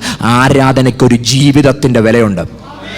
ആരാധനയ്ക്കൊരു ജീവിതത്തിൻ്റെ വിലയുണ്ട്. നമ്മൾ ഒരു ദിവസം കഴിയുമ്പോൾ പറയും ഇന്ന് നല്ല ആരാധനയായിരുന്നു. നോ, ഇന്നും നന്നായി പാടി ദൈവത്തിന് മഹത്വം കൊടുത്തു, അല്ലെങ്കിൽ ഇന്നത്തെ ദിവസം ഞാൻ അല്ലെങ്കിൽ ദൈവത്തിന് മഹത്വം കൊടുത്തു. ആരാധന ആ ദിവസം കൊണ്ട് തീരുന്നില്ല. ആരാധന ഉപവാസ പ്രാർത്ഥന കൊണ്ട് തീരുന്നില്ല. ആരാധന ആ കൺവെൻഷൻ കൊണ്ട് തീരുന്നില്ല. മരിക്കും വരെ എൻ്റെ ജീവിതത്തിൻ്റെ ഇച്ഛകൾ, വിചാരങ്ങൾ, വികാരങ്ങൾ, ആഗ്രഹങ്ങൾ സകലതും ഞാൻ അവന് മുമ്പിൽ കൊടുത്തിട്ട് ഇനി ഞാനില്ല, അവിടുന്നാണ് എന്നിൽ ജീവിക്കുന്നത് പറഞ്ഞ് എൻ്റെ ജീവിതത്തിൻ്റെ പരമാധികാരം അവിടുന്ന് ഏറ്റെടുക്കുന്ന പ്രക്രിയ റിയൽ വർഷിപ്പ്. അതാ ശരിക്കും ആരാധന. കേവലം ആരാധന 1 മണിക്കൂർ കൊണ്ട് തീരത്തില്ല, ഒരാഴ്ച കൊണ്ട് തീരത്തില്ല. ഒരു ജീവിതത്തിൻ്റെ വില ആരാധന. ഇത് മനോഭാവങ്ങളിലാണ് തുടങ്ങുന്നത്. ശലോമോന് തെറ്റിപ്പോയത് അവൻ്റെ ഹൃദയം ഏകാഗ്രമായിരുന്നില്ല. 2, എഴുതി വെച്ചത് his heart was not perfect in the sight of the Lord. അവൻ്റെ ഹൃദയം പെർഫെക്റ്റ് ആയിരുന്നില്ല, തികവുള്ളതായിരുന്നില്ല. ദൈവത്തിൻ്റെ തുലാസിനകത്ത്, ദൈവത്തിൻ്റെ സ്കാനിങ് റൂമിനകത്ത് കയറിയപ്പം പുറയാടകളൊക്കെ അഴിഞ്ഞു മാറിയപ്പോൾ തമ്പുരാൻ വിരൽ ചൂണ്ടിയിട്ട് പറയുക his heart was not perfect. പുറം കണ്ണുകൊണ്ട് നോക്കിയപ്പം തികഞ്ഞവനാ. സമൂഹം മുഴുവൻ നന്നായി എന്ന് പറഞ്ഞു, ബെറ്റർ മാൻ എന്ന് പറഞ്ഞു, പെർഫെക്റ്റ് മാൻ എന്ന് പറഞ്ഞു. തമ്പുരാൻ സ്കാൻ ചെയ്തിട്ട് പറയുക അവൻ പെർഫെക്റ്റ് അല്ല, അവൻ നഗ്നനാ, അവൻ അന്ധനാ, അവൻ ശൂന്യനായി കിടക്കുക. രക്ഷപ്പെടണമെങ്കിൽ എൻ്റെ അടുക്ക വരണം. രക്ഷപ്പെടണമെങ്കിൽ ലവോദിക്ക സഭയുടെ പുറയാടകൾ പൊളിഞ്ഞു വീണത് കർത്താവിൻ്റെ മുമ്പിലാണ്. പുറയാടകൾ പൊളിഞ്ഞു വീണത് കർത്താവിന്റെ മുമ്പിലാ. ജീവനുള്ളവനെന്ന് പേര് പറഞ്ഞ സർദീസ് സഭയുടെ പുറയാടകൾ പൊളിഞ്ഞു വീണത് കർത്താവിന്റെ മുമ്പിലാ. പേരുണ്ട്, പക്ഷെ നിനക്ക് പ്രവർത്തിയില്ല. നീ മരിച്ചവന് സമൂഹം പറയുന്നു that is an active person, that is an active church. പക്ഷെ തമ്പുരാൻ പറയുന്നു മരണം ഗ്രസിച്ചിരിക്കുക. അവസാന ഇടിപ്പ സംഭവിക്കുന്നത്. അതിന്റെ നടുവിൽ ജീവൻ പ്രാപിപ്പാൻ ചാവാറായ ശേഷിപ്പുകളെ ശക്തീകരിക്കാൻ മുന്നറിയിപ്പ് സർദീസിലെ സഭയ്ക്ക് വരുന്നെങ്കിൽ ഈ ദിവസങ്ങളിൽ ദൈവസഭകൾക്കുള്ള ദൈവാത്മാവിന്റെ ദൂത നമ്മുടെ പുറയാടകൾ മാറുന്ന ദൈവത്തിന്റെ സ്കാനിങ് മുറിക്കകത്ത് നഗ്നനായി തോന്നുന്നെങ്കിൽ ഇന്ന് രാത്രി ഓടി ആ സാന്നിധ്യത്തിന്റെ കീഴെ വന്നിട്ട് അകമിറങ്ങി പറഞ്ഞു തുടങ്ങുക, അപ്പാ എനിക്ക് അങ്ങയുടെ സാന്നിധ്യത്തെ അതിന്റെ മഹത്വത്തിൽ അനുഭവിക്കാൻ സഹായിക്കണേ. ആരോധന മനോഭാവം പോയി, തികവാർന്ന അനുഭവങ്ങൾ പോയി. അടുത്ത ഭാഗം എഴുതി വെച്ചിരിക്കുന്നത് his heart was not true. അവൻ്റെ ഹൃദയം ശരിയായിരുന്നില്ല. അവൻ്റെ ഹൃദയം ശരിയായിരുന്നില്ല. ഞാൻ അടുത്ത ഭാഗത്ത് പറയുന്നു ഹിസ് ഹാർട്ട് വാസ് നോട്ട് ലോയൽ. അവൻ്റെ ഹൃദയം പാതിവൃത്യമുള്ളതായിരുന്നില്ല. അവൻ്റെ ഹൃദയത്തിനകത്ത് പ്യൂരിറ്റി ഇല്ലായിരുന്നു. അധാർമികത കടന്നു വന്നു. 4 തലമ ഏകാഗ്രത പോയി എന്നതിൻ്റെ 4 തലമ ഞാൻ പറഞ്ഞത്. 1 ആരാധന നിർഭരമായ മനോഭാവം പോയി. 2 തികവാർന്ന പ്രവർത്തികൾ പോയി. 3 ശരിയായ ഹൃദയം നഷ്ടപ്പെട്ടു. 4 പാതിവൃത്യമുള്ള ജീവിതം നഷ്ടപ്പെട്ടു. ഇത് 4 കഴിഞ്ഞപ്പം ദൈവം പറയുക, അവൻ്റെ ഹൃദയം അവൻ്റെ അപ്പനായ ദാവീദിൻ്റെ ഹൃദയം പോലെ ദൈവസന്നിധിയിൽ ഏകാഗ്രമായിരുന്നില്ല. ഇന്ന് രാത്രി ഓർക്കണം, ഇരിക്കുന്നത് സകല ഹൃദയങ്ങളെയും ശോധന ചെയ്യുന്ന അത്യുന്നതനായ ദൈവത്തിൻ്റെ മുമ്പിൽ. സാധാരണ വിവാഹ ശുശ്രൂഷയ്ക്കകത്ത് നമ്മളിത് വിളിച്ചു പറയുന്നത്, പണ്ടത്തെ പിതാക്കന്മാർ നടത്തുമ്പം പറയുന്ന ഒരു കാര്യമുണ്ട്, ജീവികളെയും മരിച്ചവരെയും ന്യായം വിധിക്കുന്ന സർവശക്തനായ ദൈവത്തെ സാക്ഷി നിർത്തി ഞാൻ ചോദിക്കുന്നു. അങ്ങനെയെങ്കിൽ ഇന്ന് രാത്രി ഇതിനകത്തിറങ്ങി വന്നത് ന്യായാധിപതിയാ. ന്യായാധിപതിയുടെ കണ്ണിനകത്ത് എൻ്റെ ഹൃദയങ്ങൾക്കകത്തേക്ക് ആ ന്യായാധിപതിയുടെ കണ്ണ് ചലിക്കുമ്പോൾ അത് നഗ്നമായി കിടക്കുകയാണോ, അത് അപൂർണമായി കിടക്കുകയാണോ, ദൈവിക പദ്ധതിക്കകത്ത് ഒരു ചോദ്യചിഹ്നമായി കിടക്കുകയാണോ? ഇന്ന് രാത്രി അനുതാപത്തിന്റെ ഹൃദയത്തോടെ അലമുറയിട്ടൊന്ന് കരയാൻ തയ്യാറായാൽ, എത്ര കാലമായി ഈ കണ്ണൊന്ന് നനഞ്ഞിട്ട്, എത്ര കാലമായി ഒന്ന് അലറി കരഞ്ഞിട്ട്, എത്ര കാലമായി ദൈവ സാന്നിധ്യത്തെ ഒന്ന് അറിഞ്ഞിട്ട്, എല്ലാം ഒരു കൾച്ചറായി ഒരു ചടങ്ങായി മാറിയതല്ലേ ഉള്ളൂ. ഇതിനപ്പുറത്തേക്ക് ദൈവ സാന്നിധ്യത്തെ ആഴമായി ഹൃദയത്തിൽ തിരിച്ചറിയാൻ കഴിയുന്നില്ലെങ്കിൽ ഇന്ന് രാത്രി കരച്ചില ഉയരേണ്ടത്. റിവൈവൽ നടന്ന സ്ഥലങ്ങളിൽ മുഴുവൻ വചനത്തിനകത്തേക്ക് ജനം വന്നിട്ടുണ്ട്. എല്ലാ ഉണർവിൻ്റെയും തുടക്കം അനുതാപമാണ്. കരച്ചില നടക്കേണ്ടത് കേവലം എന്തെങ്കിലും വൈകാരിക തലം ഉണരുന്നതല്ല ഉണർവ്. കരച്ചിൽ ഉയരുന്നതാ ഉണർവ്. അനുതാപം ഉണരുന്നതാ ഉണർവ്. ആ മാനസാന്തരം നടക്കുന്നിടത്ത് ഉണർവ് നടന്നിട്ടുള്ളത്. ലോകവ്യാപകമായി നടക്കുമ്പോൾ പ്രാർത്ഥിക്കുന്നുണ്ട്. പക്ഷെ ഞാൻ ചിന്തിക്കുന്ന ഒരു കാര്യമുണ്ട്, ലോകവ്യാപകമായി നടന്നാലും ഇല്ലെങ്കിലും ഓരോ സമൂഹങ്ങളെ അതൊരു സമയത്ത് ദൈവം തട്ടി ഉണർത്തും. ഉറങ്ങിക്കിടക്കുന്ന ചിലർക്ക് ചില അവസാനത്തെ അവസരങ്ങൾ നൽകി ദൈവം ആ സമൂഹങ്ങളെ തട്ടി എഴുന്നേൽപ്പിക്കുമെങ്കിൽ ഇന്ന് രാത്രി ഈ സമൂഹത്തോട് ഞാൻ ദൂത് വിളിച്ചു പറയുക, ദൈവാത്മാവ് കരം നീട്ടി നമ്മളെ ഒന്ന് തട്ടി എഴുന്നേൽപ്പിക്കാൻ ആഗ്രഹിക്കുമ്പോൾ ഇന്ന് രാത്രി എത്ര പേർക്ക് കരയാൻ താല്പര്യമുണ്ട്? അപ്പാ, ആ ഏകാഗ്ര മനോഭാവത്തിലേക്ക് ഇന്ന് രാത്രി എന്നെ ഒന്ന് മടക്കി വന്ന് ആ ദൈവാത്മാവിന്റെ പ്രവർത്തനങ്ങളിലേക്ക്, ആത്മാവിന്റെ ഇടപെടലിലേക്ക് എന്നെ ഒന്ന് മടക്കി കൊണ്ടുവരണമെന്ന് അകന്നിറങ്ങി ഇന്ന് രാത്രി കരയാൻ തയ്യാറാണോ? Oh Jesus. അവന്റെ ഹൃദയം ഏകാഗ്രമായിരുന്നില്ല. പ്രിയരെ, ഒരായുസ് മുഴുവൻ കർത്താവിനെ സേവിച്ചിട്ട് ഈ ഒരു വാക്ക് കേൾക്കുന്നതിനേക്കാൾ വലിയ ദുരന്തം വേറെയില്ല. ഒരായുസ് മുഴുവൻ കർത്താവിന് വേണ്ടി നിന്നിട്ട് ഹൃദയം ഏകാഗ്രമാകുന്നില്ല. വാതിൽ കൊട്ടിയടയ്ക്കപ്പെട്ടു, അത്ഭുതങ്ങൾ നടന്നു, അടയാളങ്ങൾ നടന്നു, ഞാൻ നിങ്ങളെ അറിയുന്നില്ലെന്ന് പറയുന്നതിനേക്കാൾ വലിയ ദുരന്തം എന്താ? ഈ ആയുസിൻ്റെ ഹതഭാഗ്യനെന്ന് ലോകം എന്നെ പറ്റി പറയും, സ്വയം പറയേണ്ടി വരും. ഇന്ന് രാത്രി ദൈവസന്നിധിയിൽ പ്രാർത്ഥിക്കാൻ, കർത്താവേ ഒരു ഹൃദയബന്ധം എനിക്ക് തരണേ, ഒരു ഹൃദയബന്ധം എനിക്ക് തരണേ, അങ്ങയുമായി ഒരു ഹൃദയബന്ധം തരണേ. മറ്റൊന്നുമില്ലെങ്കിലും കർത്താവ്, ഈ ഭൂമിയിൽ എനിക്ക് എന്തൊക്കെ വെട്ടിപ്പിടിക്കാൻ കഴിഞ്ഞില്ലെങ്കിലും നല്ല ശുദ്ധ ഹൃദയമുള്ളവനായി അങ്ങയുടെ സാന്നിധ്യത്തെ തിരിച്ചറിഞ്ഞ് ഓരോ ദിവസവും എൻ്റെ അപ്പൻ എൻ്റെ കൂടെ ഇറങ്ങി വരുന്ന ആ ഒരു അനുഭവത്തിനകത്ത് നിലനിൽക്കാൻ എന്നെ സഹായിക്കണമെന്നൊരു കരച്ചിലുയരണം. ഞാൻ 3 പ്രധാനപ്പെട്ട കാര്യം കൂടെ പറയുന്നു. ഈ ശലോമോൻ എന്തുകൊണ്ട് അവൻ്റെ ഹൃദയം ഏകാഗ്രമായില്ലെന്ന് ദൈവം പറയുന്നു. 3 പ്രധാന കാരണങ്ങൾ പറയാം. He focused on positive oats. അവൻ ഏറ്റവും ഇഷ്ടപ്പെട്ടത് അനുകൂലമായ സാഹചര്യത്തെയാണ്, ദൈവത്തെയല്ല. ഏകാഗ്രത നഷ്ടപ്പെട്ടു പോകുന്ന ഒന്നാമത്തെ കാര്യം, നമ്മൾ നമ്മുടെ അനുകൂലതകളെ നോക്കി ദൈവത്തെ നോക്കിയില്ലെങ്കിൽ ഏകാഗ്രത പോകും. നമ്മൾ ഏറ്റവും അധികം ഇന്ന് നോക്കുന്നത് അനുകൂലതയാണ്. എത്രത്തോളം എനിക്ക് സാഹചര്യം അനുകൂലമാണ്, എത്രത്തോളം എനിക്ക് ചുറ്റുപാട് അനുകൂലമാണ്. ഞാൻ ലോകത്തെ വായിക്കുന്നുണ്ട്, ദൈവത്തെ വായിക്കുന്നില്ല. ഡോക്ടർ ജോൺ പൈപ്പർ എഴുതിയൊരു പുസ്തകമുണ്ട്. 24 പേജ് മാത്രം വലിപ്പമുള്ളൊരു പുസ്തകമാണ്. അതിനകത്ത് അദ്ദേഹം എഴുതി വച്ചിരിക്കുന്ന ഒരു ഭാഗമാണ്, ഡോണ്ട് വേസ്റ്റ് യുവർ ക്യാൻസർ. നിങ്ങളുടെ ക്യാൻസറിനെ പാഴാക്കി കളയരുത്.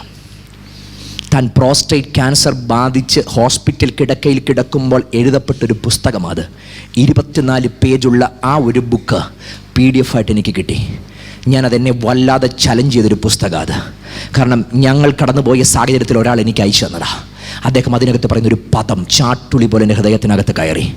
അദ്ദേഹം അതിനകത്ത് എഴുതി വെച്ചിരിക്കുന്ന ഭാഗമുണ്ട്. അദ്ദേഹം ക്യാൻസർ കിടക്ക എന്നൊരു പദം പറയുന്നുണ്ട്. ക്യാൻസർ കിടക്കയിൽ നമ്മൾ ലോകത്തെ മുഴുവൻ കണ്ടിട്ടും, ലോകത്തിൻ്റെ സാധ്യതകളെ മുഴുവൻ കണ്ടിട്ടും, മുഴുവൻ പോസിബിലിറ്റികൾ കണ്ടിട്ടും അതിൻ്റെ നടുവിൽ ദൈവത്തെ വായിക്കാൻ പറ്റുന്നില്ലെങ്കിൽ നമ്മൾ നമ്മുടെ ക്യാൻസറിനെ പാഴാക്കിയെന്നു. ആ ഒരു ക്യാൻസർ എന്നൊരു പദം മാറ്റിയിട്ട് നിങ്ങളുടെ ജീവിതത്തിലെ ഓരോ കാര്യങ്ങൾ എഴുതി വെച്ചു. നമ്മൾ ഏത് പ്രതിസന്ധി വന്നാലും ആദ്യം നോക്കുന്ന നമ്മളുടെ ആശ്രയ കേന്ദ്രം ഗൂഗിളാണ്.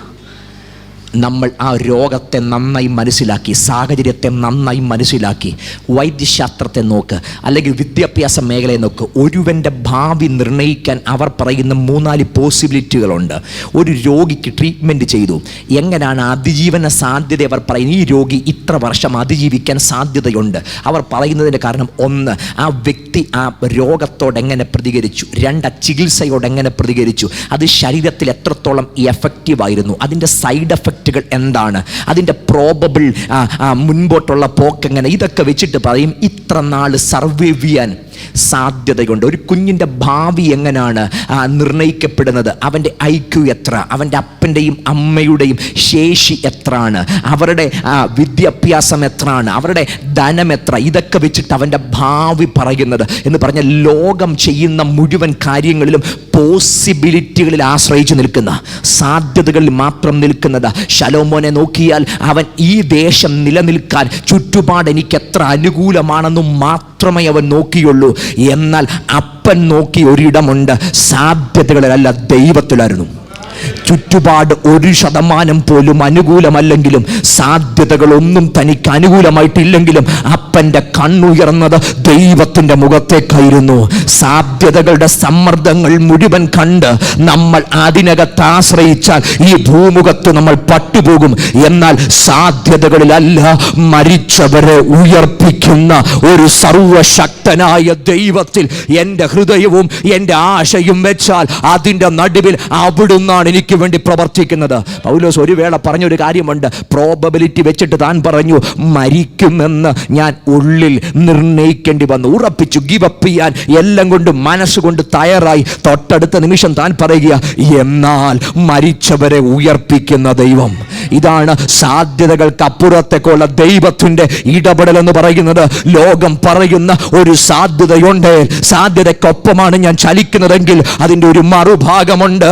സാധ്യതകൾക്ക് അപ്പുറത്ത് ദൈവത്തിൻ്റെ മുഖത്തേക്ക് എൻ്റെ കണ്ണുകൾ ഉയരുമ്പോൾ, ദൈവത്തിൻ്റെ കണ്ണുകളിലേക്ക് എൻ്റെ മുഖം ഉയരുമ്പോൾ, അതിൻ്റെ നടുവിൽ എനിക്ക് വരുന്ന ഒരു സഹായത്തിൻ്റെ കരമുണ്ടെന്ന് അഗദാരിൽ കാണുന്ന ഒരു ദൈവ പൈതലിന് അറിയാം. എൻ്റെ സാധ്യതയല്ല എനിക്ക് വലുത്, അതിന്റെ നടുവിൽ പ്രവർത്തിക്കുന്ന ഒരു സർവശക്തനായ ദൈവത്തിൽ മനസ്സുകൊണ്ടും ശരീരം കൊണ്ടും ആശ്രയിക്കുന്ന ഒരു ഭക്തന് അകതാരിൽ ഉറപ്പുണ്ട്. ഇന്ന് രാത്രി കണ്ണുകൾ ഉയരട്ടെ. സാധ്യതകളിലേക്കല്ല, അതിനപ്പുറത്ത് പ്രവർത്തിക്കുന്ന ദൈവത്തിങ്കിലേക്ക് നമ്മുടെ കണ്ണുകൾ ഉയരപ്പെടട്ടെ. അവിടെയാണ് എൻ്റെ ഹൃദയം ഏകാഗ്രമാകുന്നത്. സാധ്യതകളെ നോക്കിയാൽ ഞാൻ ഏകാഗ്രത ഉള്ളവനല്ല, പക്ഷെ എൻ്റെ ദൈവത്തെ നോക്കിയാൽ ഞാൻ ഏകാഗ്രത ഉള്ളവനാ. ദൈവത്തെ പ്രതിസന്ധിയുടെ നടുവിൽ വായിക്കുക. പൗലോസ് സമൂഹത്തിന് കൊടുത്തിറക്കിയ 14 രാത്രി കൂരിട്ട, 14 രാത്രി കുറ്റക്കൂരിട്ട. പക്ഷെ പൗലോസ് 14 രാത്രിയുടെ അന്തം വായിച്ചത് ആ കൂരിട്ടിന്റെ വ്യാപ്തിയല്ല, ദൈവത്തിന്റെ തേജസ്സിന്റെ പ്രഭയാ. പാട്ടുകാരൻ പാടുന്നത് പോലെ കാർമേഘത്തിനുള്ളിലും ഞാൻ മിന്നും സൂര്യ ശോഭ കാണും. മൂടിക്കിടക്കുന്ന കാർമേഘങ്ങൾ, കൂരിരുട്ടുകൾ എൻ്റെ ജീവിതത്തിന് നേരെ ആ തമസ് വർദ്ധിച്ചു വരുമ്പം അതിൻ്റെ നടുവിൽ ആ തമസ്സുകൾക്കിടയിൽ ഞാൻ കാണുന്ന ഒരു കാര്യമുണ്ട്. ദൈവത്തിൻ്റെ സൂര്യ തേജസ്, ദൈവത്തിൻ്റെ തേജസ്. ചുറ്റുപാടുമുള്ള ഇരുട്ടിനെയല്ല കാണേണ്ടത്, അതിൻ്റെ നടുവിൽ ദൈവത്തിൻ്റെ തേജസ് എനിക്ക് വേണ്ടി ഇറങ്ങി വരുന്നത് ഇന്ന് രാത്രി കാണാൻ കണ്ണു തുറക്കുന്ന എത്ര പ്രിയപ്പെട്ടവരുണ്ട്. സാധ്യതകളെ നോക്കി പരാജയപ്പെട്ട, ഇന്നലെയുടെ കാലഘട്ടങ്ങൾ മാറി മരിച്ചവരെ ഉയർപ്പിക്കുന്ന, ബലപ്പെടുത്തി നിർത്തുന്ന, കരം പിടിക്കുന്ന, കൂടെ നിൽക്കുന്ന, ഇറങ്ങി വരുന്ന, സങ്കട താഴ്വരയുടെ നടുവിൽ എനിക്ക് സഹായമായി കൂടെ നിൽക്കുന്ന അത്യുന്നതന്റെ വലങ്കരങ്ങളെ തിരിച്ചറിയാൻ ഇന്ന് രാത്രി ഉയരുന്ന കണ്ണുകൾ ഉണ്ടെങ്കിൽ നാളെയല്ല ഇന്ന് രാത്രി സഹായത്തിന്റെ ഹസ്തവുമായി അവിടുന്ന് എനിക്ക് വേണ്ടി ഇറങ്ങി വരുമെന്ന് അകത്ത് തിരിച്ചറിയുന്ന ദൈവമക്കൾ ഇന്ന് രാത്രി വായിക തുറന്ന് അല്പനിമിഷങ്ങൾ ദൈവത്തിന് ധൈര്യത്തോടെ മകത്വം കൊടുത്ത് തുടങ്ങട്ടെ. ഇവിടുത്തെ സാധ്യതകൾ ഒരു വഴിക്ക് നിൽക്കുമ്പോൾ അതിനപ്പുറത്തേക്ക് ഇറങ്ങി വന്ന് പ്രവർത്തിക്കുന്ന ദൈവ സാന്നിധ്യത്തിന്റെ കാര്യത്തെ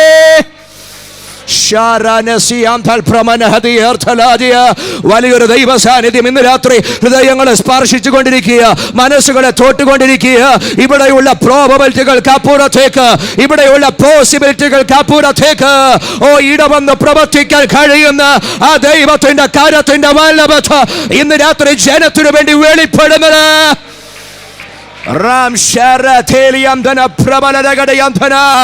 വലിയ ദൈവ സാന്നിധ്യം ഇന്ന് രാത്രി ഇതിനകത്ത് വ്യാപരിക്കുക. സാധ്യതകൾക്കകത്ത് പരാജയം രുചിച്ചിരിക്കുന്ന ചിലതിനുമേൽ അതിനപ്പുറത്തേക്ക്, സാധ്യതകൾക്ക് അപ്പുറത്തേക്ക് നിൽക്കുന്ന ഒരു ദൈവത്തിന്റെ കരം.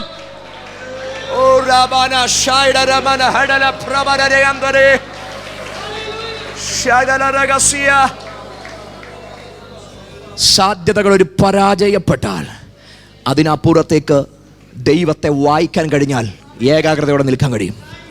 രണ്ടാം ഭാഗം, സാധ്യതകൾ ഒരു ഭാഗത്ത് നിൽക്കുന്നപ്പോൾ ദൈവത്തെ കാണുക.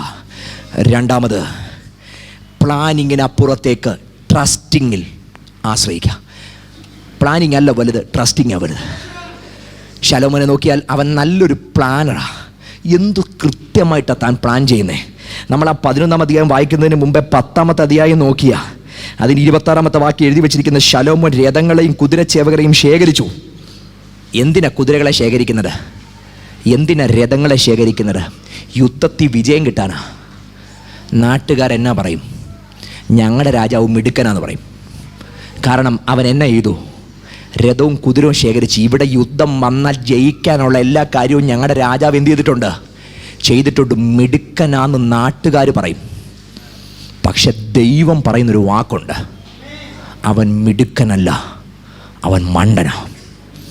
കാരണം ഇതെൻ്റെ ജനവാ, ഞാൻ അവരുടെ അപ്പൻ. ഈ ജനം ആയുധബലം കൊണ്ടല്ല ഇവർ മിസ്രൈമിൽ നിന്ന് പുറപ്പെട്ടു വന്നത്, എൻ്റെ കരത്താല പുറപ്പെട്ടു വന്നേ. ചിലപ്പോഴൊക്കെ ജീവിതത്തിൻ്റെ പരമാർത്ഥ മുഖത്ത് നമ്മൾ മറക്കുന്ന കാര്യമായത്. കുറേ കഴിയുമ്പോൾ നമ്മൾ മിടുക്കരെന്ന് തോന്നുന്ന നിമിഷങ്ങളിൽ നമ്മുടെ പ്ലാനിങ് ഒക്കെ അങ്ങോട്ട് ചരക്കിറക്കുന്നത് പോലെ ഇറക്കി വെക്കും. ദൈവം നോക്കി ചിരിക്കുകയായിരിക്കും.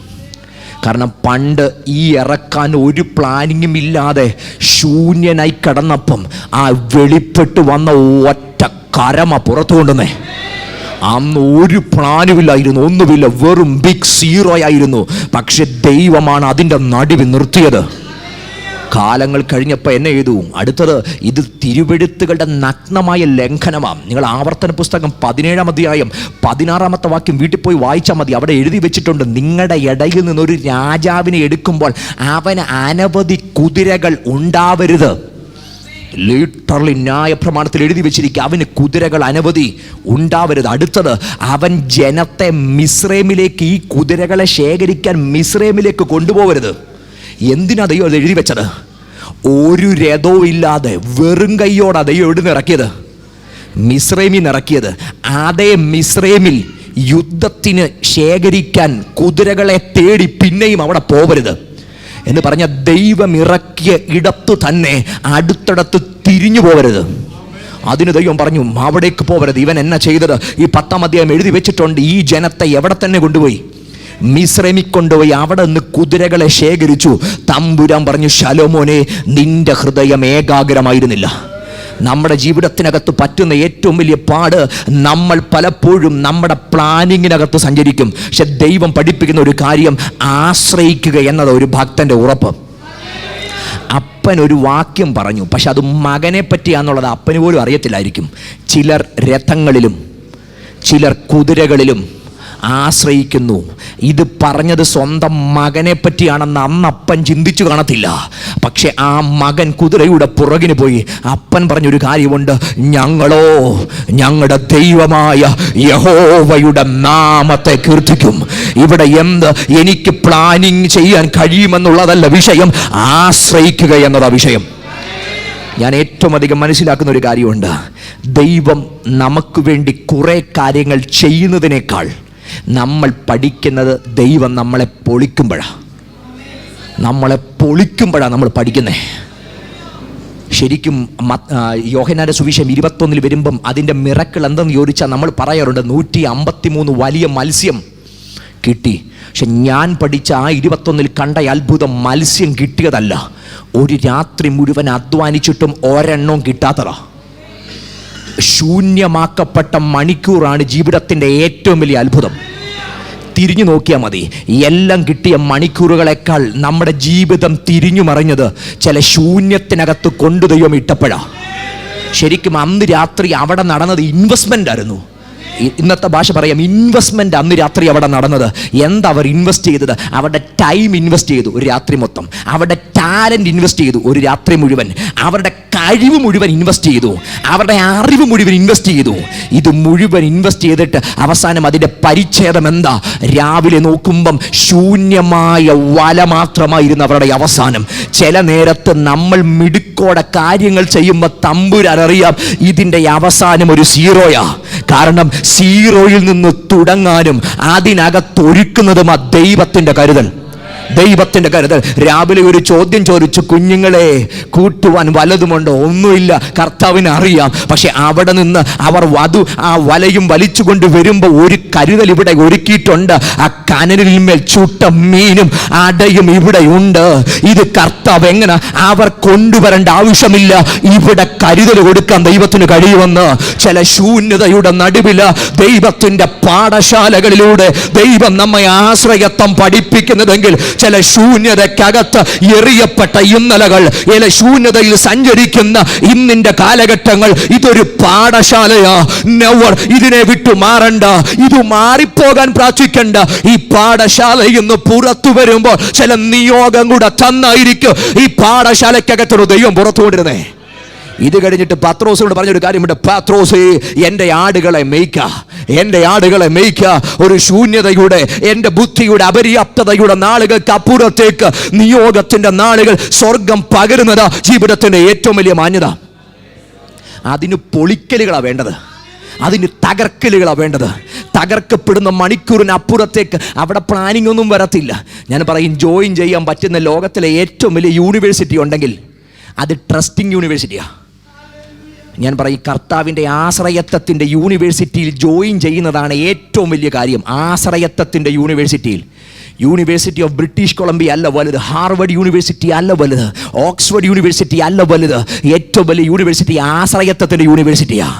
ആ യൂണിവേഴ്സിറ്റിക്കകത്ത് വരുമ്പം ഞാനെന്ന വ്യക്തി ശൂന്യനായിരിക്കും. പക്ഷെ ആശ്രയിക്കുന്നത് സകല അഖിലാണ്ടങ്ങളെയും ചലിപ്പിക്കുന്ന അത്യുന്നതനായ എൻ്റെ കരത്തിലാണ് ഞാൻ ആശ്രയിക്കുന്നതെങ്കിൽ അതിൻ്റെ നടുവിൽ എനിക്ക് വേണ്ടി കാര്യങ്ങളെ ചലിപ്പിക്കാൻ അത്യുന്നതൻ്റെ കരമുണ്ടെന്ന് ഇന്ന് രാത്രി തിരിച്ചറിഞ്ഞാൽ എൻ്റെ ആശ്രയം അത് മനോഹരമായി മാറും. കാരണം എനിക്കറിയാം ഇതിനപ്പുറത്ത് എനിക്ക് വേണ്ടി ചലിക്കുന്ന ഒരു ദൈവത്തിൻ്റെ കരമുണ്ട്. ആശ്രയിക്കുക. അപ്പം ഈ ശലോമോനെ സംബന്ധിച്ച് നോക്കിയപ്പോൾ അവൻ എന്ത് ചെയ്തു?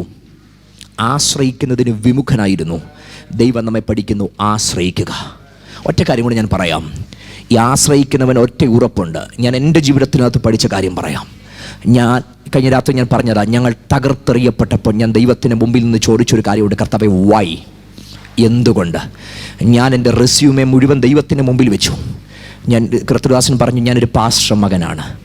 തൻ്റെ ഭൗതിക ജോലി രാജിവെച്ച് നല്ല പ്രായത്തിൽ കർത്താവിന് വേണ്ടി ഇറങ്ങിയൊരു സുവിശേഷകൻ്റെ മകനാണ്. അനേക തെരുവിലും കർത്താവിന് വേണ്ടി പ്രസംഗിച്ചൊരു കവല സുവിശേഷകൻ്റെ മകനാണ്.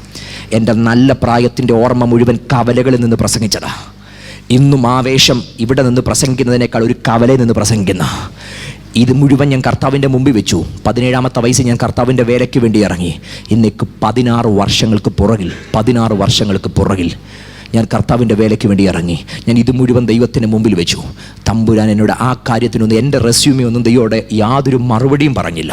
പക്ഷെ ഒരു പ്രഭാതത്തിൽ തമ്പുരാൻ എന്നോട് പറഞ്ഞു, മത്തായിയുടെ സുവിശേഷം 14-ാം അധ്യായത്തിനകത്ത് അപ്പം മുറിച്ചു കൊടുക്കുന്ന ഒരു രംഗമുണ്ട്. അതെന്നെ ചൂണ്ടിക്കാണിച്ചിട്ട് അന്ന് എന്നോട് ദൈവം പറഞ്ഞൊരു കാര്യമുണ്ട്, നീ കാണുന്നുണ്ടോ ഈ അപ്പത്തെ? ഞാൻ പറഞ്ഞു, കർത്താവെ ഞാൻ കണ്ടു. അപ്പത്തെ അനുഗ്രഹിച്ചത് ഞാൻ കണ്ടു. അപ്പം എടുത്തു വാഴ്ത്തി.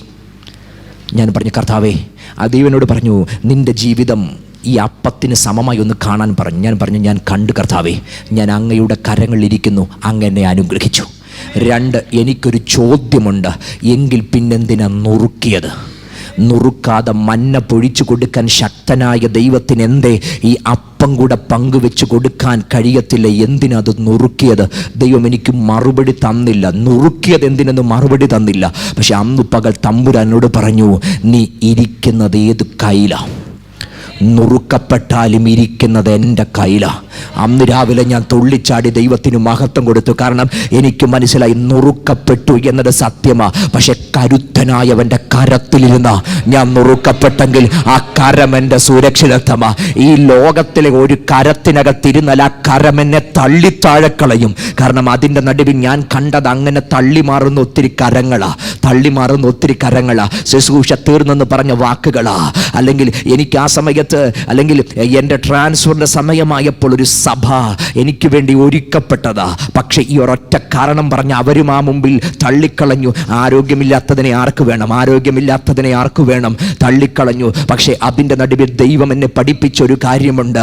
അതിൻ്റെ നടുവിൽ ദൈവത്തിൻ്റെ നിയോഗമുള്ളിടത്ത ദൈവം അയക്കുന്നേ. ആ പ്രതിസന്ധി മുഴുവൻ മനസ്സിനകത്ത് വഹിച്ചു കൊണ്ടിരിക്കുമ്പോൾ തമ്പുരാൻ പറഞ്ഞൊരു കാര്യമാ, നീ ഇരിക്കുന്നത് എൻ്റെ കയ്യിലാ. ആരടച്ചാലെന്താ, ആര് പറഞ്ഞാലെന്താ, ഏത് വാക്ക് പറഞ്ഞാലെന്താ, തമ്പുരാൻ പറയുന്നത് നീ എൻ്റെ കയ്യിലാണ്. തമ്പുരാൻ പറഞ്ഞത് നീ എൻ്റെ കയ്യിലാന്ന്. കരുത്തനായവൻ്റെ കരത്തിലാന്ന്. കരുത്തനായവനൻ കരത്തിൽ പിടിച്ചത് ഒരുത്തനും പിരിച്ചു വേർപിരിക്കാൻ കഴിഞ്ഞിട. വിരുദ്ധമായി വരുന്നതൊന്നും ഏതുമേ ഫലിച്ചിടാതെ ഒരു കരുത്തമായ കരത്തിനകത്ത്. അന്ന് തമ്പുരാനോട് ഒരു കാര്യം കൂടെ പറഞ്ഞു, ഈ കരത്തിനകത്ത് വഹിക്കുക മാത്രമല്ല, കരത്തിൽ എടുക്കുന്നതിന് മുമ്പേ ചെയ്ത ഒരു കാര്യം കൂടെ പറഞ്ഞു.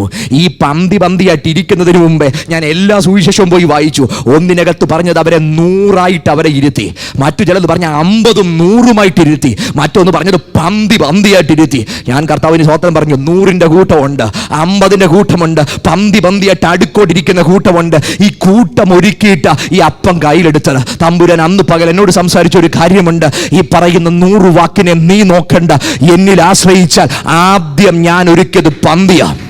ആദ്യം ഒരുക്കിയത് പന്തിയ. ഈ കയ്യിലിട്ട് നുറുക്കപ്പെടുന്ന ഈ അപ്പം ചെല്ലാനുള്ള പന്തി ഒരുക്കിയിട്ട് ഈ അപ്പത്തെ കയ്യിലെടുത്ത് നുറുക്കിയതെങ്കിൽ ആ നുറുക്കലിന്റെ പിൻപിൽ ഈ നുറുക്കപ്പെട്ടത് ചെല്ലാൻ ദൈവം ഒരുക്കുന്ന ചില പന്തിയും കൂടെ ഉണ്ടെങ്കിൽ നുറുക്കപ്പെടലിന്റെ നടുവിൽ ആശ്രയിക്കാൻ മനസ്സുണ്ട്. ഇതിനപ്പുറത്ത് ദൈവം ഒരുക്കുന്ന ചില ദൈവിക പന്തികൾ ഉണ്ടെന്ന് ഇന്ന് രാത്രി തിരിച്ചറിയുന്നെങ്കിൽ ധൈര്യത്തോടെ ദൈവത്തിന് നന്ദി പറഞ്ഞിട്ട് പറ. നുറുക്കലിന്റെ നടുവിൽ സ്തോത്രം പറഞ്ഞിട്ട് പറ. നുറുക്കപ്പെട്ടതിന്റെ പിൻപിലും ഒരു ദൈവത്തിന്റെ ഇടപെടലുണ്ട്.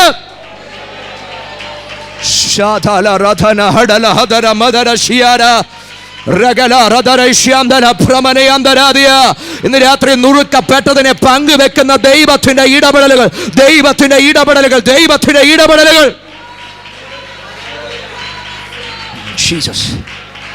ഹല്ലേലൂയ. ഇന്ന് രാത്രി ഇവിടെ ഞാൻ വചനം പങ്കിടുമ്പോൾ ഞാൻ ആത്മാവി തിരിച്ചറിയുന്നത് അന്ന് തമ്പുരാൻ ഒരുക്കി വെച്ച ഒരു പന്തിയിൽ ഒന്നാ ഈ പന്തി. എവിടെ പോയാലും അത് 10 പേരാണെങ്കിലും 100 പേരാണ് 1000 പേരാണെങ്കിലും എൻ്റെ മനസ്സിൽ അന്ന് തൊട്ട് ഓടുന്നൊരു കാര്യം, ദൈവം ഒരുക്കി വെച്ചൊരു പന്തിയാ. അത് കവലയാണ് കവല, അത് കൺവെൻഷനാണ് കൺവെൻഷൻ, അത് കോൺഫറൻസ് ആണ് കോൺഫറൻസ്, അത് 2 പേരുള്ളവണേ അത് ദൈവം ഒരുക്കിയ പന്തിയാ.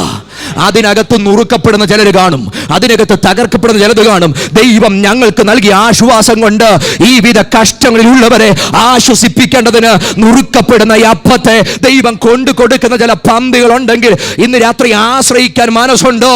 നമ്മുടെ ജീവിതത്തിന്റെ എല്ലാ നുറുക്കലുകളും ദൈവത്തിന്റെ ഇടപെടലിന്റെ കേന്ദ്രങ്ങളാക്കി ദൈവം മാറ്റും. ദൈവത്തിന് വേണ്ടത് ദൈവത്തിൽ ആശ്രയിക്കുക. ഒറ്റ കാര്യമുള്ളൂ, നമ്മുടെ ബുദ്ധിയിലല്ല, ദൈവത്തിൽ ആശ്രയിക്കുക. ഞാൻ 3ാമത്തെ കാര്യം കൂടെ പറഞ്ഞ് ഞാൻ അവസാനിപ്പിക്കുന്നു. 3ാമത്തെ പ്രധാനപ്പെട്ട കാര്യം, ഈ ശലോമോൻ നല്ലൊരു ഡിപ്ലോമാറ്റായിരുന്നു. നല്ലൊരു ഡിപ്ലോമാറ്റായിരുന്നു. അവനൊരു തിയോക്രാറ്റ് അല്ലായിരുന്നു. നല്ലൊരു ബുദ്ധിയിൽ ആശ്രയിച്ച മനുഷ്യനാണ്. നയതന്ത്രമായിരുന്നു തൻ്റെ ഏറ്റവും വലിയ പ്രവൃത്തി. നയതന്ത്രം. എന്താ ശലോമോൻ്റെ നയതന്ത്രം? 11ാമത്തെ അധ്യായം 1-ാം വാക്യം നോക്കിയാൽ മതി. ശലോമോൻ രാജാവ് ഭറവോൻ്റെ മകളെ കൂടാതെ മോവാബ് അമ്മോൻ, ഞാൻ ആ ഭാഗം അധികം വായിക്കുന്നില്ല, ഒറ്റ കാര്യം പറയാം. ഭറവോൻ്റെ മകളെ ഭാര്യയായിട്ട് എടുത്തു. ശരിക്കും അതിനകത്ത് മറഞ്ഞു കിടക്കുന്ന ഒരു നയതന്ത്രമുണ്ട്. ഇസ്രായേലിന് ഏറ്റവും കൂടുതൽ ത്രട്ടൊരുക്കിയ ഒരു ജാതി എന്ന് പറഞ്ഞാൽ അത് മിസ്രൈമ്യരാ. ഏറ്റവും കൂടുതൽ ഇസ്രായേലിന് ത്രട്ടൊടുക്കിയ ഒരു ജാതി മിസ്രൈമ്യരാ. ഏറ്റവും കൂടുതൽ അറ്റാക്ക് ചെയ്തിട്ടുള്ളവരാ. പൂട്ടുക എന്ന് പറഞ്ഞൊരു പ്രയോഗം നമ്മുടെ നാട്ടിലുണ്ട്. ഇന്നാളിനെ പൂട്ടിയെന്ന്. ശരിക്കും പറഞ്ഞാൽ മിസ്രൈമിലെ ഭറവോനെ എന്ത് ചെയ്തു? പൂട്ടി. കാരണം എപ്പോഴെങ്കിലും ഇസ്രായേലിനെ അടിക്കാൻ തോന്നിയ ആര് എവിടെയുണ്ട്? മകള് ആളുടെ കൊട്ടാരത്തിലുണ്ട്. അടിക്കാൻ തോന്നുമോ? നാട്ടുകാർ പറയും ഞങ്ങളുടെ രാജാവ് മിടുക്കനാ, പുള്ളി പൂട്ടിയ പോലെ ആരും എന്ത് ചെയ്തിട്ടില്ല, പുള്ളി പൂട്ടിയ പോലെ ആരും പൂട്ടിയിട്ടില്ല. അവിടെ മാത്രമല്ല, ഒത്തിരി ദേശങ്ങളെ പോയി പൂട്ടിയിട്ടുണ്ട്. മോവാബിരും അമ്മോനിരും ഏദോമിരും സീദോനിരും ഹിത്യരും എവിടുന്നൊക്കെ അടി വരാൻ പറ്റുമോ അവിടെയൊക്കെ പോയി പുള്ളി ഭാര്യമാരെ എടുത്തിട്ടുണ്ട്. രാജ്യത്തുള്ളവർ പറയും എന്നെ പീസാന്ന് പറയും, എന്നെ സമാധാനമാണെന്ന് പറയും. ഞങ്ങളുടെ രാജാവ് ഭയങ്കര നയതന്ത്രമുള്ളവനാ. ദൈവത്തിനൊരു ചോദ്യമുണ്ട്, നിന്റെ നയതന്ത്രം വേണ്ട. ഇതെൻ്റെ ജനമാ, ഇതെൻ്റെ ഇടമാ, ഞാൻ പ്രവർത്തിക്കുന്ന ഇടമാ. ഇതിനകത്ത് നയതന്ത്രം വേണ്ട. പുതിയ നിയമ വിശ്വാസിക്കും എനിക്കും നിങ്ങൾക്കുള്ള ദൂതെന്താ? ഇത് ദൈവത്തിൻ്റെ സഭയാ. ഇതിനകത്ത് എൻ്റെ നയതന്ത്രം വേണ്ടെന്ന്. എൻ്റെ നയതന്ത്രം കൊണ്ട് ഞാനല്ല സഭയുടെ നാഥൻ, സഭയുടെ നാഥൻ കർത്താവാ. ഞാൻ എൻ്റെ സഭയെ പണിയും, പാതാള ഗോപുരങ്ങൾ അതിനെ ജയിക്കത്തില്ലെന്ന് പറഞ്ഞൊരു കർത്താവാണ്. അതിനകത്ത് എൻ്റെ നയതന്ത്രം വേണ്ട, എൻ്റെ നയത്തിൻ്റെ പ്രവൃത്തി വേണ്ട. സഭയുടെ നാഥൻ കൈകാര്യം ചെയ്യും. സംഭവിച്ച കാര്യം തൻ്റെ സ്വാർത്ഥതയ്ക്ക് വേണ്ടി താൻ എടുത്ത തീരുമാനമാണ്. പക്ഷേ അതിൻ്റെ 11ാമത്തെ നമ്മൾ ആ വായിച്ച 4ാമത്തെ വാക്യത്തിൻ്റെ ആദ്യത്തെ ഭാഗം ഞാൻ വായിച്ചില്ല, അതുകൂടെ വായിക്കാം. ശലോമോൻ വയോധികനായപ്പോൾ ഭാര്യമാർ അവൻ്റെ ഹൃദയത്തെ എന്നെ തിരഞ്ഞെടുത്തത്. ആരോഗ്യമുള്ള കാലത്ത് ദേശത്തു നിന്നെല്ലാം ഭാര്യമാരെ തിരഞ്ഞെടുത്തു.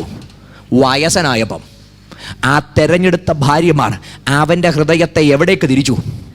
അന്യദേവന്മാരിലേക്ക്. അവൻ തിരഞ്ഞെടുത്തത് അവനെ ചതിച്ചു. അവൻ തിരഞ്ഞെടുത്തത് ഇന്നിൻ്റെ ഒരു കാലത്തിൻ്റെ നിലനിൽപ്പിന് വേണ്ടി ഞാൻ എടുക്കുന്ന ഡിസിഷൻ നാളെ എന്നെ ഡിസീവ് ചെയ്യരുത്. ഡിസീവ് ചെയ്യപ്പെടുന്ന ഡിസിഷൻ എടുക്കാതിരിക്കുക. ഇന്നത്തെ സ്വാർത്ഥമായി ഒരു കാര്യം നടന്നില്ലെങ്കിലും നാളെ ഓർത്ത് അതിനോട് നോ പറയുക. അവൻ ആരോഗ്യമുള്ളപ്പോൾ എടുത്ത ഡിസിഷൻ അവൻ വാർദ്ധക്യത്തിലായപ്പോൾ അവനെ ചതിച്ചെങ്കിൽ അവൻ്റെ ഭാര്യമാർക്ക് വേണ്ടി അവൻ ഷ്രൈനുകൾ പണിതു കൊടുത്തു, ആരാധന സ്ഥലങ്ങൾ പണിതു കൊടുത്തു, വേണ്ടുന്നത് മുഴുവൻ പണിതു കൊടുത്തു. പക്ഷെ സംഭവിച്ചതെന്താ? അവൻ തിരഞ്ഞെടുത്ത ഭാര്യമാർ അവനെ അന്യദേവന്മാരിലേക്ക് വശീകരിച്ചു. പ്രിയരെ, നമ്മുടെ തിരഞ്ഞെടുപ്പ് ചതിക്കരുത്. ഏറ്റവും ഗൗരവമുള്ളൊരു ദൂതോട് ഞാൻ അതിനകത്ത് പറയാം. ഇതിന് 400 വർഷത്തിന് ശേഷം നെഹമ്യാവിൻ്റെ കാലഘട്ടം വന്നു. അന്ന് നെഹമ്യാവ് പറയുന്ന ഒരു കാര്യമുണ്ട്. ദൈവം ഡിവൈനായിട്ട് ജ്ഞാനം കൊടുത്തൊരു മനുഷ്യനാണ് ശലോമോൻ. പക്ഷെ അവൻ അന്യജാതിക്കാര്യത്തികളെ വിവാഹം കഴിച്ചതുകൊണ്ട് ഈ ജനത്തെ അവൻ വഷളാക്കി. ഇപ്പം ഈ ചെറുപ്പക്കാരെന്ത് ചെയ്യുക? ഇവരും അന്യജാതിക്കാരത്തെ വിവാഹം കഴിക്കുക. ചോദിക്കുമ്പം പറയുന്ന ന്യായം, ശലോമോന് കഴിക്കാമെങ്കിൽ ഞങ്ങൾക്ക് എന്താണ്? അപ്പം ഇവരുടെ റോൾ മോഡൽ ആരാ? കാരണം അവരുടെ സൂപ്പർ ഹീറോകളാണ് ഡേവിഡും സോളമനും ഒക്കെ. അവർ പറഞ്ഞു, സോളമൻ ചെയ്തത് ഞങ്ങളും ചെയ്യും. അവൻ ഒരുക്കിയ ത്രെട്ട് നിങ്ങൾ ശ്രദ്ധിച്ചോ? സ്വയം ചതിച്ചു, അടുത്ത തലമുറയും കൂടെ ചതിച്ചു. അവൻ്റെ സ്വാർത്ഥതയ്ക്ക് അവനെടുത്തൊരു തീരുമാനം അവനെ ചതിച്ചു. 400 വർഷത്തിനു ശേഷം അടുത്ത തലമുറകളെയും കൂടെ ചതിക്കുക. എൻ്റെ പ്രിയരെ, ചരിത്രത്തിനകത്ത് നമ്മൾ ഇങ്ങനൊരു ദുരന്തകഥയാവരുത്. സ്വയം ചതിക്കപ്പെട്ട അടുത്ത തലമുറ നമ്മുടെ പേരിൽ ചതിക്കപ്പെടാതിരിക്കാൻ ഇന്ന് രാത്രി ഒറ്റ കാര്യമേ ഉള്ളൂ. ഏകാഗ്രമായ ഹൃദയത്തോടെ ആ ജയിച്ചവനിലേക്ക് നോക്കാനിടയാകട്ടെ. ഇന്ന് രാത്രി അവസാനിക്കുമ്പോൾ തോറ്റവന്റെ ചരിത്രം പറഞ്ഞാൽ അത് പൂർണ്ണമല്ല. എന്ന ജയിച്ച ജയാളിയുടെ ചരിത്രം പറഞ്ഞ് ഇന്ന് രാത്രി ഞാൻ അവസാനിപ്പിക്കുക. ഈ ഭൂമിയിൽ മാനവകുലത്തിന്റെ മുഴുവൻ പാപത്തിനു വേണ്ടി ഇറങ്ങി വന്ന് നമ്മുടെ മശിക തമ്പുരാൻ അവിടുന്ന് ഈ ഭൂമിയിൽ ജീവിച്ചു, പ്രലോഭനങ്ങൾ മുഴുവൻ നേരിട്ടു. എന്നാൽ ഏറ്റവും അവസാനത്തെ മണിക്കൂറുകളിലും അതിവേദന മുമ്പിൽ കണ്ടപ്പോൾ ഒറ്റ വാക്കിൽ പറഞ്ഞു, പിതാവേ, കഴിയുമെങ്കിൽ ഈ പാനപാത്രം ഒന്ന് നീങ്ങണം. പക്ഷെ അടുത്ത നിമിഷം പറഞ്ഞു, എൻ്റെ ഹിതമല്ല നിന്റെ ഹിതം തന്നെ. അവൻ മുമ്പിൽ നിന്നുകൊണ്ട് അവൻ അനുകൂലമായതിനെ മുഴുവൻ മാറ്റി നിർത്തി അവൻ ആ ക്രൂശിനെ സഹിച്ചു. ഇന്ന് രാത്രി എൻ്റെ കൂടെ വരണം. ആ ഗത്സമനയിലേക്ക് സകല മാനവകുലത്തിന്റെയും പാപത്തെ അവൻ വഹിച്ചുകൊണ്ട് അതിവേദനയോടെ അലമുറയിട്ട് നിലവിളിച്ച ഗത്സമനയുടെ മണിക്കൂറുകൾ ആ ഗബതയിലേക്ക് ഇന്ന് രാത്രി വിടാൻ കഴിയുമോ? റോമൻ ഫ്ലാഗ്രമ പുറത്താഞ്ഞാഞ്ഞ് പതിക്കുമ്പോൾ ആ ശരീരം മുഴുവൻ അതിദാരുണമായി തകർക്കപ്പെട്ട് രക്തം പാഞ്ഞൊഴുകുന്ന, മാംസങ്ങൾ ചീറിത്തെറിക്കുന്ന ആ ഗബതയുടെ ക്രൂരമായ തലത്തിലൂടെ അവൻ പോകുന്നു. 300 പൗണ്ട് ഭാരമുള്ള പച്ച മരക്കുരിശും വഹിച്ചുകൊണ്ട് അവനതാ ആ കാൽവറിയിലേക്ക് പോവുകയാ. വെച്ച് വീണുമെഴുന്നേറ്റ് രക്തത്തിന്റെ മണമുള്ള വഴിത്താരകളിലൂടെ പ്രാണപ്രിയന്റെ പുറകിലൊന്ന് സഞ്ചരിച്ചാൽ ഇന്ന് രാത്രി കാണാൻ കഴിയും എത്ര വ്യഥയാ അവൻ അവിടെ സഹിച്ചത്. അവിടെ എത്താതെ ഒത്തിരി വെല്ലുവിളി ഉണ്ടായിരുന്നു. പക്ഷെ കാൽവറിയിൽ ആ വായിന്ന് പുറപ്പെട്ടു വന്ന ആദ്യത്തെ വാക്ക്, പിതാവേ, ഇവർ ചെയ്യുന്നത് ഇന്നതെന്നറിയാകിയാൽ ഇവരോട് ക്ഷമിക്കണമേ. മാനവകുലത്തിന്റെ പാപപരിഹാരം അവന്റെ മനസ്സിലുണ്ട്. വെല്ലുവിളികളെ താണ്ടി അവൻ അവിടെ എത്തി. അവസാനം പറഞ്ഞത്, സകലതും നിവർത്തിയായി, സകലതും നിവർത്തിയായി.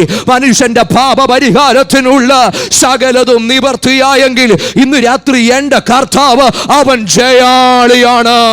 അവനെ അതിനകത്തുനിന്ന് വഴിമാറ്റാൻ നിന്ന് സകലത്തിനകത്തു നിന്നും അവൻ ആ ക്രൂശിനെ സഹിച്ചു. എബ്രായ ലേഖനകർത്താവ് പറഞ്ഞത് ഞാൻ തുള്ളിച്ചാടിയ ആ വാക്യം കേട്ടത്, അവൻ മരണം ആസ്വദിച്ചു. അവൻ മരണം ആസ്വദിച്ചു. എന്തിനാ? എന്നെയും നിങ്ങളെയും മനസ്സിൽ കണ്ട അവൻ മരണം ആസ്വദിച്ചു. എൻ്റെ കർത്താവ് മരണം ആസ്വദിച്ചത് മാത്രമല്ല, മരണത്തിന്റെ അധികാരിയായ പിശാചിനെ തൻ്റെ മരണത്താൽ തോൽപ്പിച്ച് മരണത്തിന്റെ ആടികളായിരുന്ന നമ്മെ അവന്റെ രക്തത്താൽ അവൻ വിലക്ക് വാങ്ങിയെങ്കിൽ ഇന്ന് രാത്രി ആ ജയത്തിന്റെ അവകാശം അകത്തുള്ള ദൈവമക്കൾ ഇന്ന് രാത്രി ദൈവത്തിന് മഹത്വം കൊടുത്തിട്ട് പറ, മരണത്തിന്റെ അധികാരിയായ പിശാചിനെ തന്റെ മരണത്താൽ നീക്കിയ യേശുവിന്റെ ജയം. പരാജയ ഭീതികൾ ഇന്ന് രാത്രി മാറി ആ കാൽവറിയുടെ ജയത്തിലേക്ക്. ജയത്തിന്റെ ശക്തിയ ഇന്ന് രാത്രി ആകെ നിറയട്ടെ. ആ ജയത്തിന്റെ ഉറപ്പ് അകത്ത് വ്യാപരിക്കട്ടെ. എന്റെ കർത്താവ് ജയിച്ചവൻ വാഴ്ചകളെ, അധികാരങ്ങളെ, ആയുധവർഗം വെപ്പിച്ച് ക്രൂശിൽ അപരമേ ജയോത്സവം കൊണ്ടാടി പരസ്യമായ കാഴ്ചയാക്കിയ യേശുവിന്റെ ജയം അകന്നിറങ്ങി ഇന്ന് രാത്രി ആ ജയത്തിന് നന്ദി കൊടുത്ത് തുടങ്ങട്ടെ. ആ ജയത്തിന് സ്തോത്രം പറഞ്ഞ് തുടങ്ങട്ടെ. എന്റെ കർത്താവ് ജയിച്ചവൻ, മരണത്തെ തോൽപ്പിച്ചവൻ, പാതാളത്തെ തോൽപ്പിച്ചവൻ, ജയാളിയായവൻ.